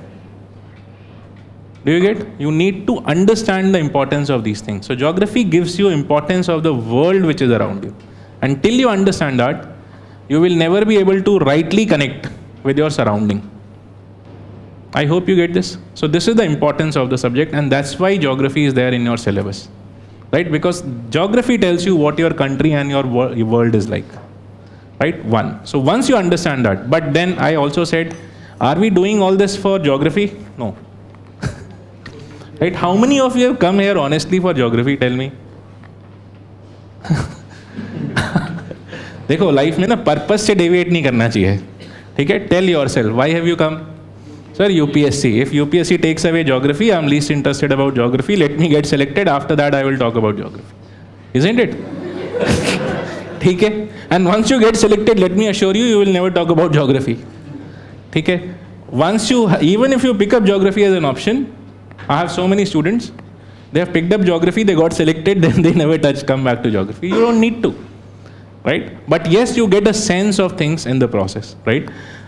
So once you have done the why of geography, next is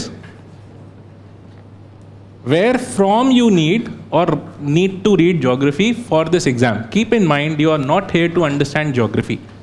Right? In the process, you will understand a lot of geography, but you are not here to understand only geography. Your purpose is the exam, right? And for the exam, where should I come to know about this exam? Or for what? For in geography, what will they ask me? Where will I come to know from? कहाँ से पूछेंगे? हाँ? The most referred source is seniors, right? To me, that is also the most misdirected kind of source, right? The best source is, you go to upsc.gov.in, download the syllabus, and then you check what the syllabus says. But then the syllabus of UPSC also does not say much, especially for PT. It only talks in one line, right? Geography, physical and human geography of India and the world. Right? PT का syllabus एक line में है. What does that tell you? कुछ भी पता नहीं चला. उतना तो आपको पहले से you were knowing, right? So then what is the next thing? अब कहाँ जाएंगे? Previous year questions. Very right, my friend. So you become really excited and you want to see previous year question. You buy that 15-year question paper and you start seeing from 1978. Right? The questions which actually your parents should have seen. ठीक है? By the time you reach 1990, you are fully exhausted and you take a tea break and you go for the tea wala shop and tell to your friend, बहुत मुश्किल है.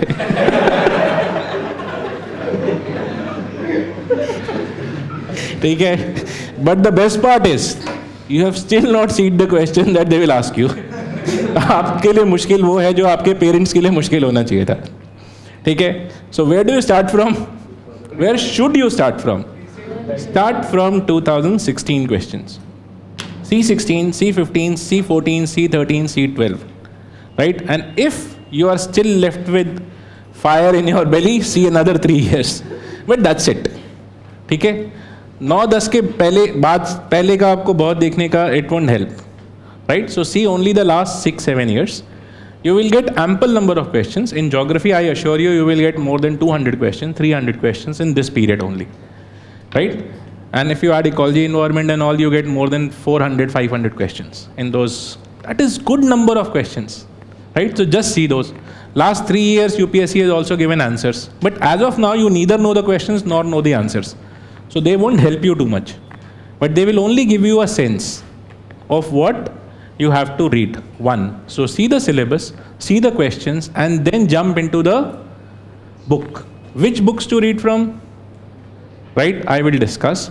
Right? So where do you read from? I have already said there are basically for geography, GS, let me write GS geography, right? For PT and mains, the sources are, I hope you have a handout with you, and in that you have the section which says how to approach GS geography. Can you please open that? Please open so that I don't have to write and even you don't have to copy, right? Because it's already printed. I have only prepared that document 100% word to word, so I know every word which is there, right? Now, for the ones who are really, really excited, I have mentioned books like class 9, 10th. Okay, but you don't have to read that, right? Because I have to write, because then they say, sir को पता नहीं होगा कि 9, 10th में भी books आता है, ठीक है? But sir को पता है, right? And इसीलिए लिख दिया है that if you are really excited, पढ़ लो. But what you need to start with is your class 11th NCERT, the first one, Fundamentals of Physical Geography, right? And you start with chapter number 1. And you try to cover that sequence, right? So chapter number 1, as I said, is geography as a discipline. Second, as I said, mentioned there, क्या है? Universe, right? And solar system, and then it goes on. And it covers up to oceans, right? Ocean तक वो cover कर लेगा, right? Climate, ocean, all this. After that, you come to the second chapter, which is India Physical Environment. Second book, right? India Physical Environment, that is also class 11th book, right? That starts with, वो कहाँ से start होता है? India, the location, that is the first chapter. After that, it gets into the physiography of India, right? After that, the third chapter is about drainage of India. So in that, you will read about rivers, ठीक है? And once you are done with drainage, after that, you have the next chapter on, no, before that, you have soils, ठीक है? So आपका एक soils का around chapter आएगा, ठीक है? और उसके बाद आपका क्लाइमेट आएगा, right? So you will read about the climate etcetera in India, right? And then I think last chapter, class chapter number 7 is about disaster, right? Environmental hazards and disaster, ऐसा करके एक चैप्टर है last में. That chapter helps you in paper 3 disaster management. That less give you some foundation in your that thing. Do we get this? Then the third book that you refer is there, class 12th, you have the book by the name of Fundamentals of Human Geography. That book is mainly for mains, right? That book covers mainly things which are important from mains perspective, 1. And second, that book also becomes slightly okay if you want to know about world map, right? So that book helps you with the world map things, right? But mainly your mains topics, the GS geography mains topics, which are chapters such as distribution of primary, secondary, tertiary resources, factors affecting location of industries, all those things, ठीक है? Which is there in your geography syllabus also. Then comes the next book, which is important, which is India, People and Economy, the 4th book. This book you need to read without the data. The data in that book is old, ठीक है? So you don't have to read the data from that book. Now I'll tell you where you read from the data from, but please miss the data from there broadly, except for some census data which you can pick, which they have put from 2011 census, right? Now what is the source of data in that case for India? The source for data is two sources. One is India Yearbook, published by Publication Division,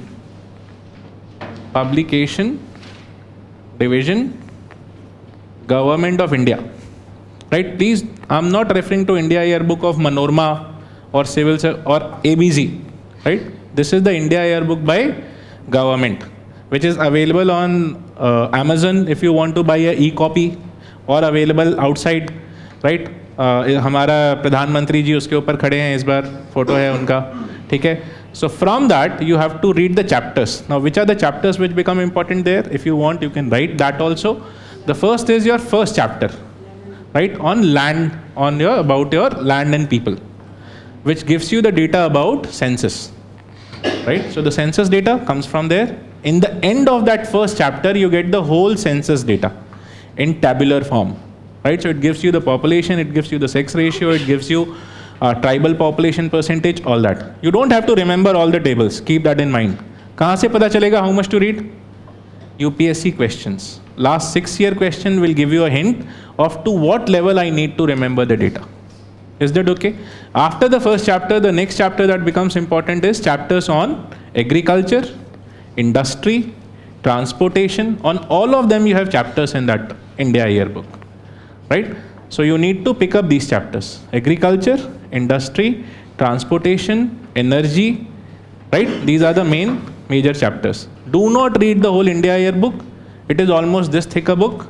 You will require 2 to 3 years to complete it, right? If you want to memorize, and then you would realize it was completely useless. Okay? Because next year itself they come up with the next yearbook, right? So it's not of much use unless you know what to pick from that book, right? So you only have to pick some data from these chapters which is of relevance. I hope you get, right? After that you come to the next source, which is economic survey, right? Economic survey is the next source. Where do you get it on? You get it on indiabudget.nic.in. That is the website, right? On that website you have the economic survey also available in a downloadable format. I think sir ने अभी आपको पहले भी बताया, मेरे से पहला, ठीक है? So there you get it.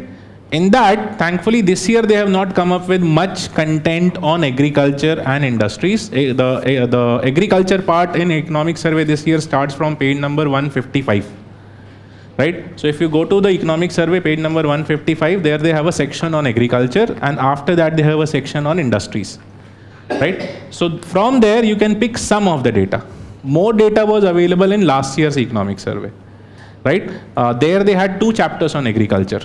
So from that, if you want, you can pick, but I would say by the time you will give your exam, that data becomes old. So by next year, they will come up with new economic survey, and hopefully in that they will have more data on agriculture, because they have not given much on agriculture as well as on industry this year, right? So next year's economic survey becomes important for you, right? 2018, it will come before time. So that is the other source. I hope you get this. So क्या source हुआ? NCERTs, 3 books, not the 4th, at least for prelims, and for mains you read the 4th book also, right? Then the other source is you need an atlas through this process, right? कौन सा atlas ले सकते हो? You can buy an Oxford atlas. ठीक है? So buy an Oxford atlas, Oxford student atlas, school atlas, जो भी लेना है ले लो. If not Oxford, if you don't find Oxford good, then you can buy Orient Longman. If you don't find that good, you can find n number of more options are there. ठीक है? But I think Oxford is good enough. So NCERTs, then Oxford Atlas or any other atlas, which is a student atlas or school atlas. Any of these 2 you can buy, right? Then there is one more book which is of importance, which is by the name of G.C. Very good. G.C. Leong.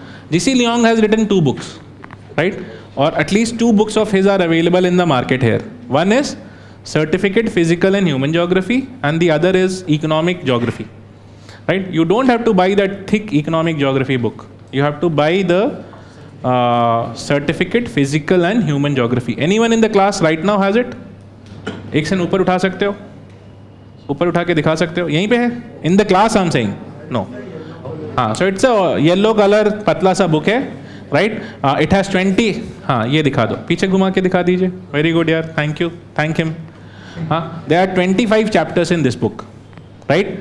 Now out of those 25 chapters, which are important for you, the first chapter on solar system you don't have to read. The data is so old that they still have 9 planets.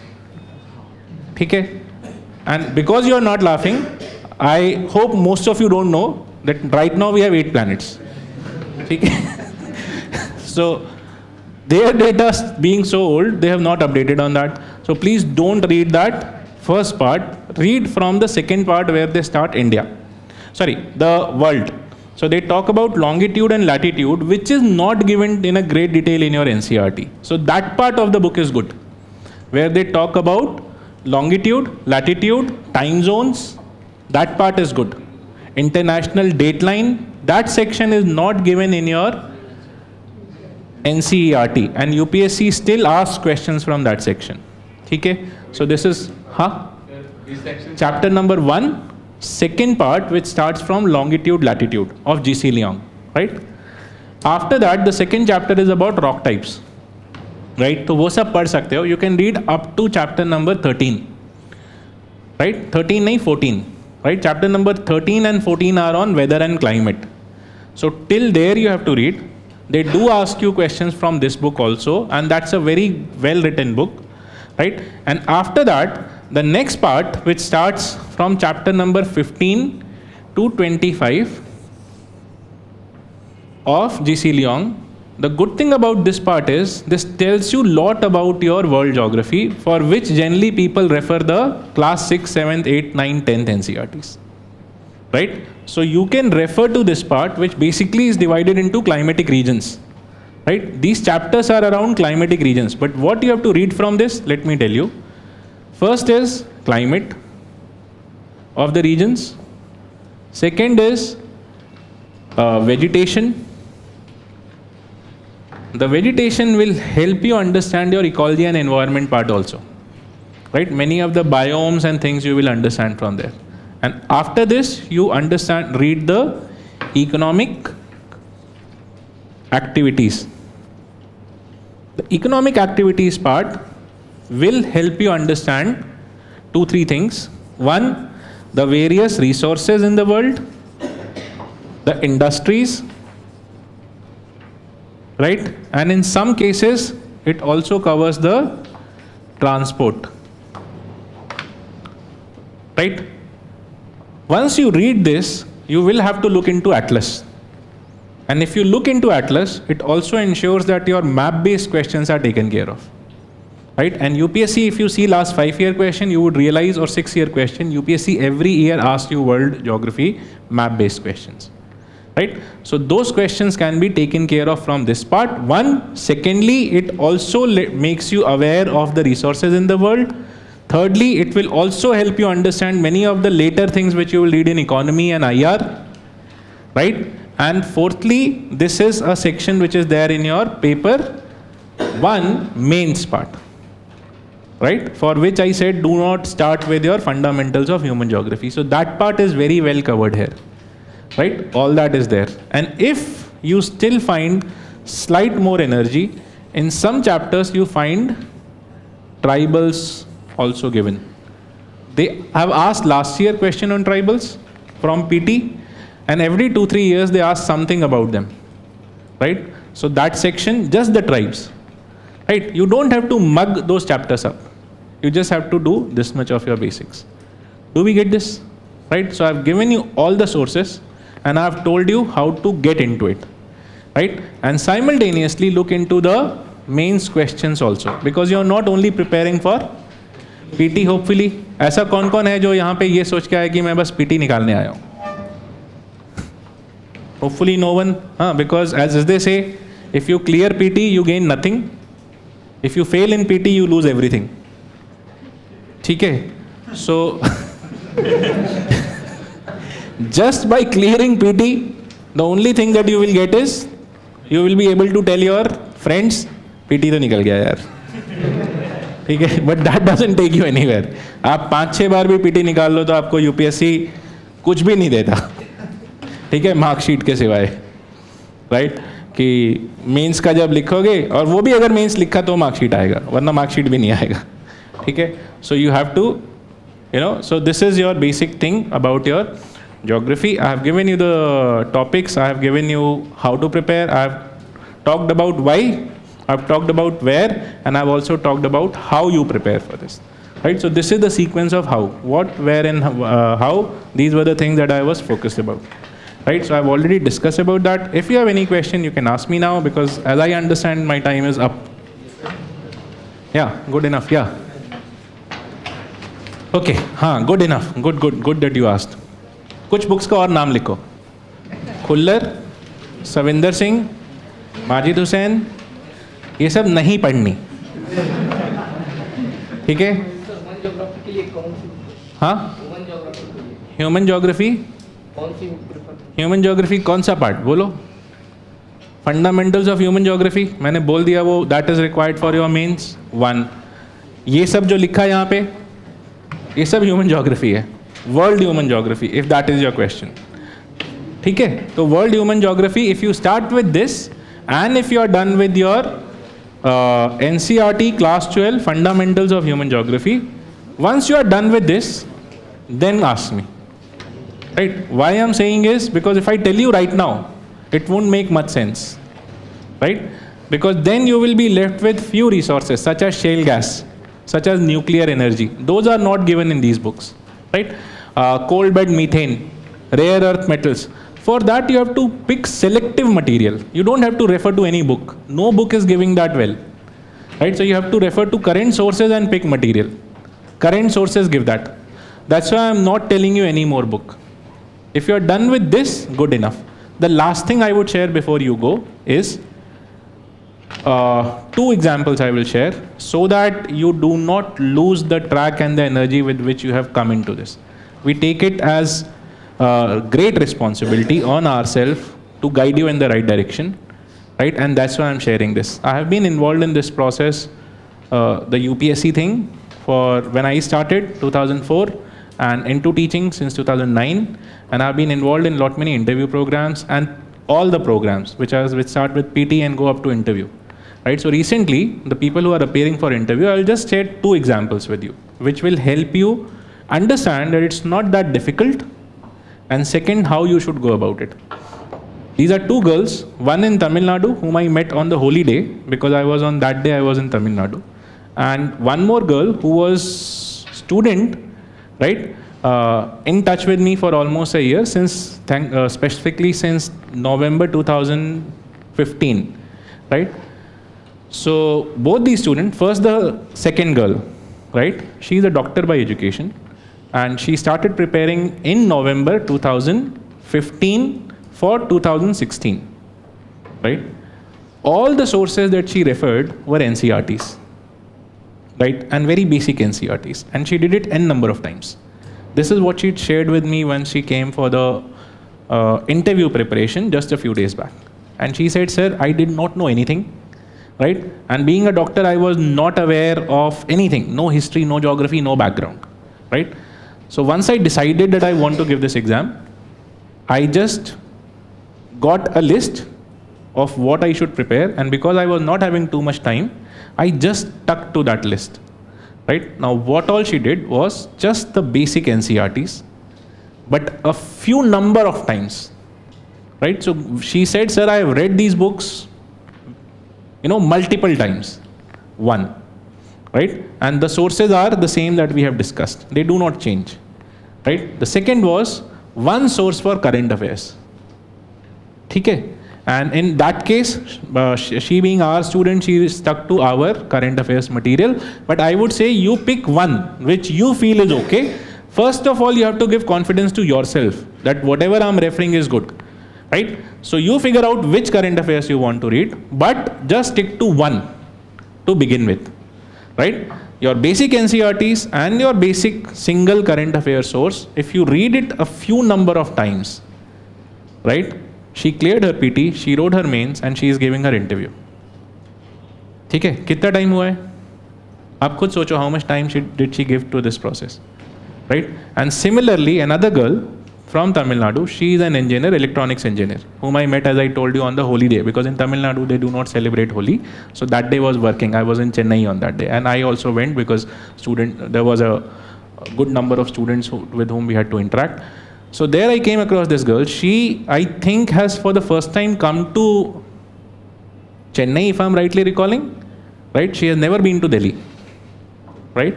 Chennai maybe, I think, or maybe she has come once or twice more. She also stuck to a very limited number of source, 23 or 4 years of age, right? Graduation usse 1 saal pehle she has completed. Very fresh, one single source, same NCERTs and basic sources plus one current affairs material. And she said, sir, just before the PT, I referred, I think, to some more current affairs just to cross check, and you don't find too much new. Because if you are done one source n number of times, you are decently done, right? And she is also appearing for the interview, right? Both of them first attempters, right? And the time they have put is not more than 8-9 months. It doesn't take more than that. Where do you go wrong? You know, you go wrong when you go in the middle of a mess of content and you get lost in the process. Okay? So please stick to a limited number of sources and just read them. I'm not saying you come to this institute, that institute, that's not my purpose. But my purpose is that you stick to a common source or a single source which will help you and sail you through. Right? So that's it. This is what all I wanted to share. If you have any questions, you can ask me. Newspaper also, current affair gives you a decent amount of thing. Don't spend more than 1 hour maximum on newspaper in the beginning, because right now you do not know what to pick. And by the time you will know, you yourself will understand that I don't need to give more than 1 hour. Okay? Because the things are already there in most of the current affair sources. So if you are able to give that useful 1 hour, good enough. Right? So any more questions? How can we make map? Understand the map. The source is, as I said, if you read this and you keep your map atlas with you when you are reading your NCERTs or anything, when you are reading, you just open it. Open the map and see the place. If you open the map and see the place, you will see lot many things around it. You will see the cities, you will see the oceans, and yes, and over the months, 4 महीने के बाद वो map आपके दिमाग में आ जाएगा. That's it. That is the best way. And those are the locations that they will ask you. Because they will not ask you from sky. They do not open an atlas and ask you a question. They ask you questions which are places which are somewhat in news or which are relevant from geography's perspective. So those things you would have seen. Do not skip this process, because then you will not understand map. So map you have to read along with your geography thing. Right? Yeah. How to make the notes out of geography NCERT? How to make notes out of geography NCERT? The best way to make notes is, when you read a chapter, in the beginning of the chapter or the end of the chapter, you have some space. Right? You just try to write whatever you want to write in that place. Okay? By the time you will end the chapter, whole of the chapter for you will be concise in that part. Next time when you read the chapter, if you find something new, you add. From any other source, if you find something new, you add. So one thing is, you are restricting yourself in area, and hence you will not write rubbish things. Right? And second, it will help you in revising also. So, yeah. Do we need to learn the statistical data given in the NCERT? No. As I said, please do not memorize your India, people and economy data. That is obsolete. Physical geography does not give you data. So, fundamentals of human geography? Human geography gives. But there you have to just remember some broad things. That this is, for example, if they talk of some mineral. So you have to remember that this country produces this major mineral. You don't have to mug up how many million tons, because that data is also obsolete. And they never ask you those questions. And you don't even have to write. You just have to write that this country, for example, if you're writing about Japan, so you have to write Japan does not have any major mineral resources except for in the Kyushu where it has some coal. That's it. Itna likh diya, that is good enough. Do you get? So that's how you need to pick up. Right? Anything else? Yeah. GS paper 4 is ethics. About that I won't be able to talk right now because first of all, I don't find,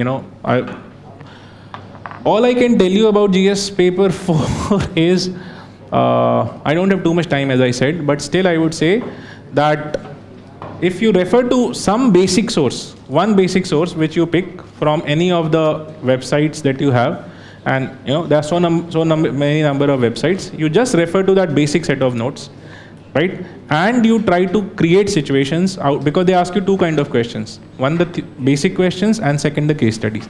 So if you are able to sort them out, that's good enough, right? We can talk about it maybe if you want in detail later. What else? Anything else? Acha, first of all, let me say this, that from my side, the session is over. I'm just attending to the questions which are there. Yeah, I have nothing else to tell you. Okay, environment and ecology, good part. For environment and ecology, you can refer to, there is one book, see most of the people what they refer is the biology class 12th. There is, in the end you have these 4 chapters, yes. So those chapters, and if you want you can also refer to Shankar IAS material. Many people refer that is decently okay. And thankfully the material that Vision IAS has come in the last year, we had 2 material. The older one I would not recommend. The newer one is a very well developed material. So if you get hold of that also, you can refer to that. That's decently well made. PD Sharma is a thick book. And so in that case you can refer. If you have read, many of you might have read Iraq Barocha, even that is okay. The engineering students. Thank you.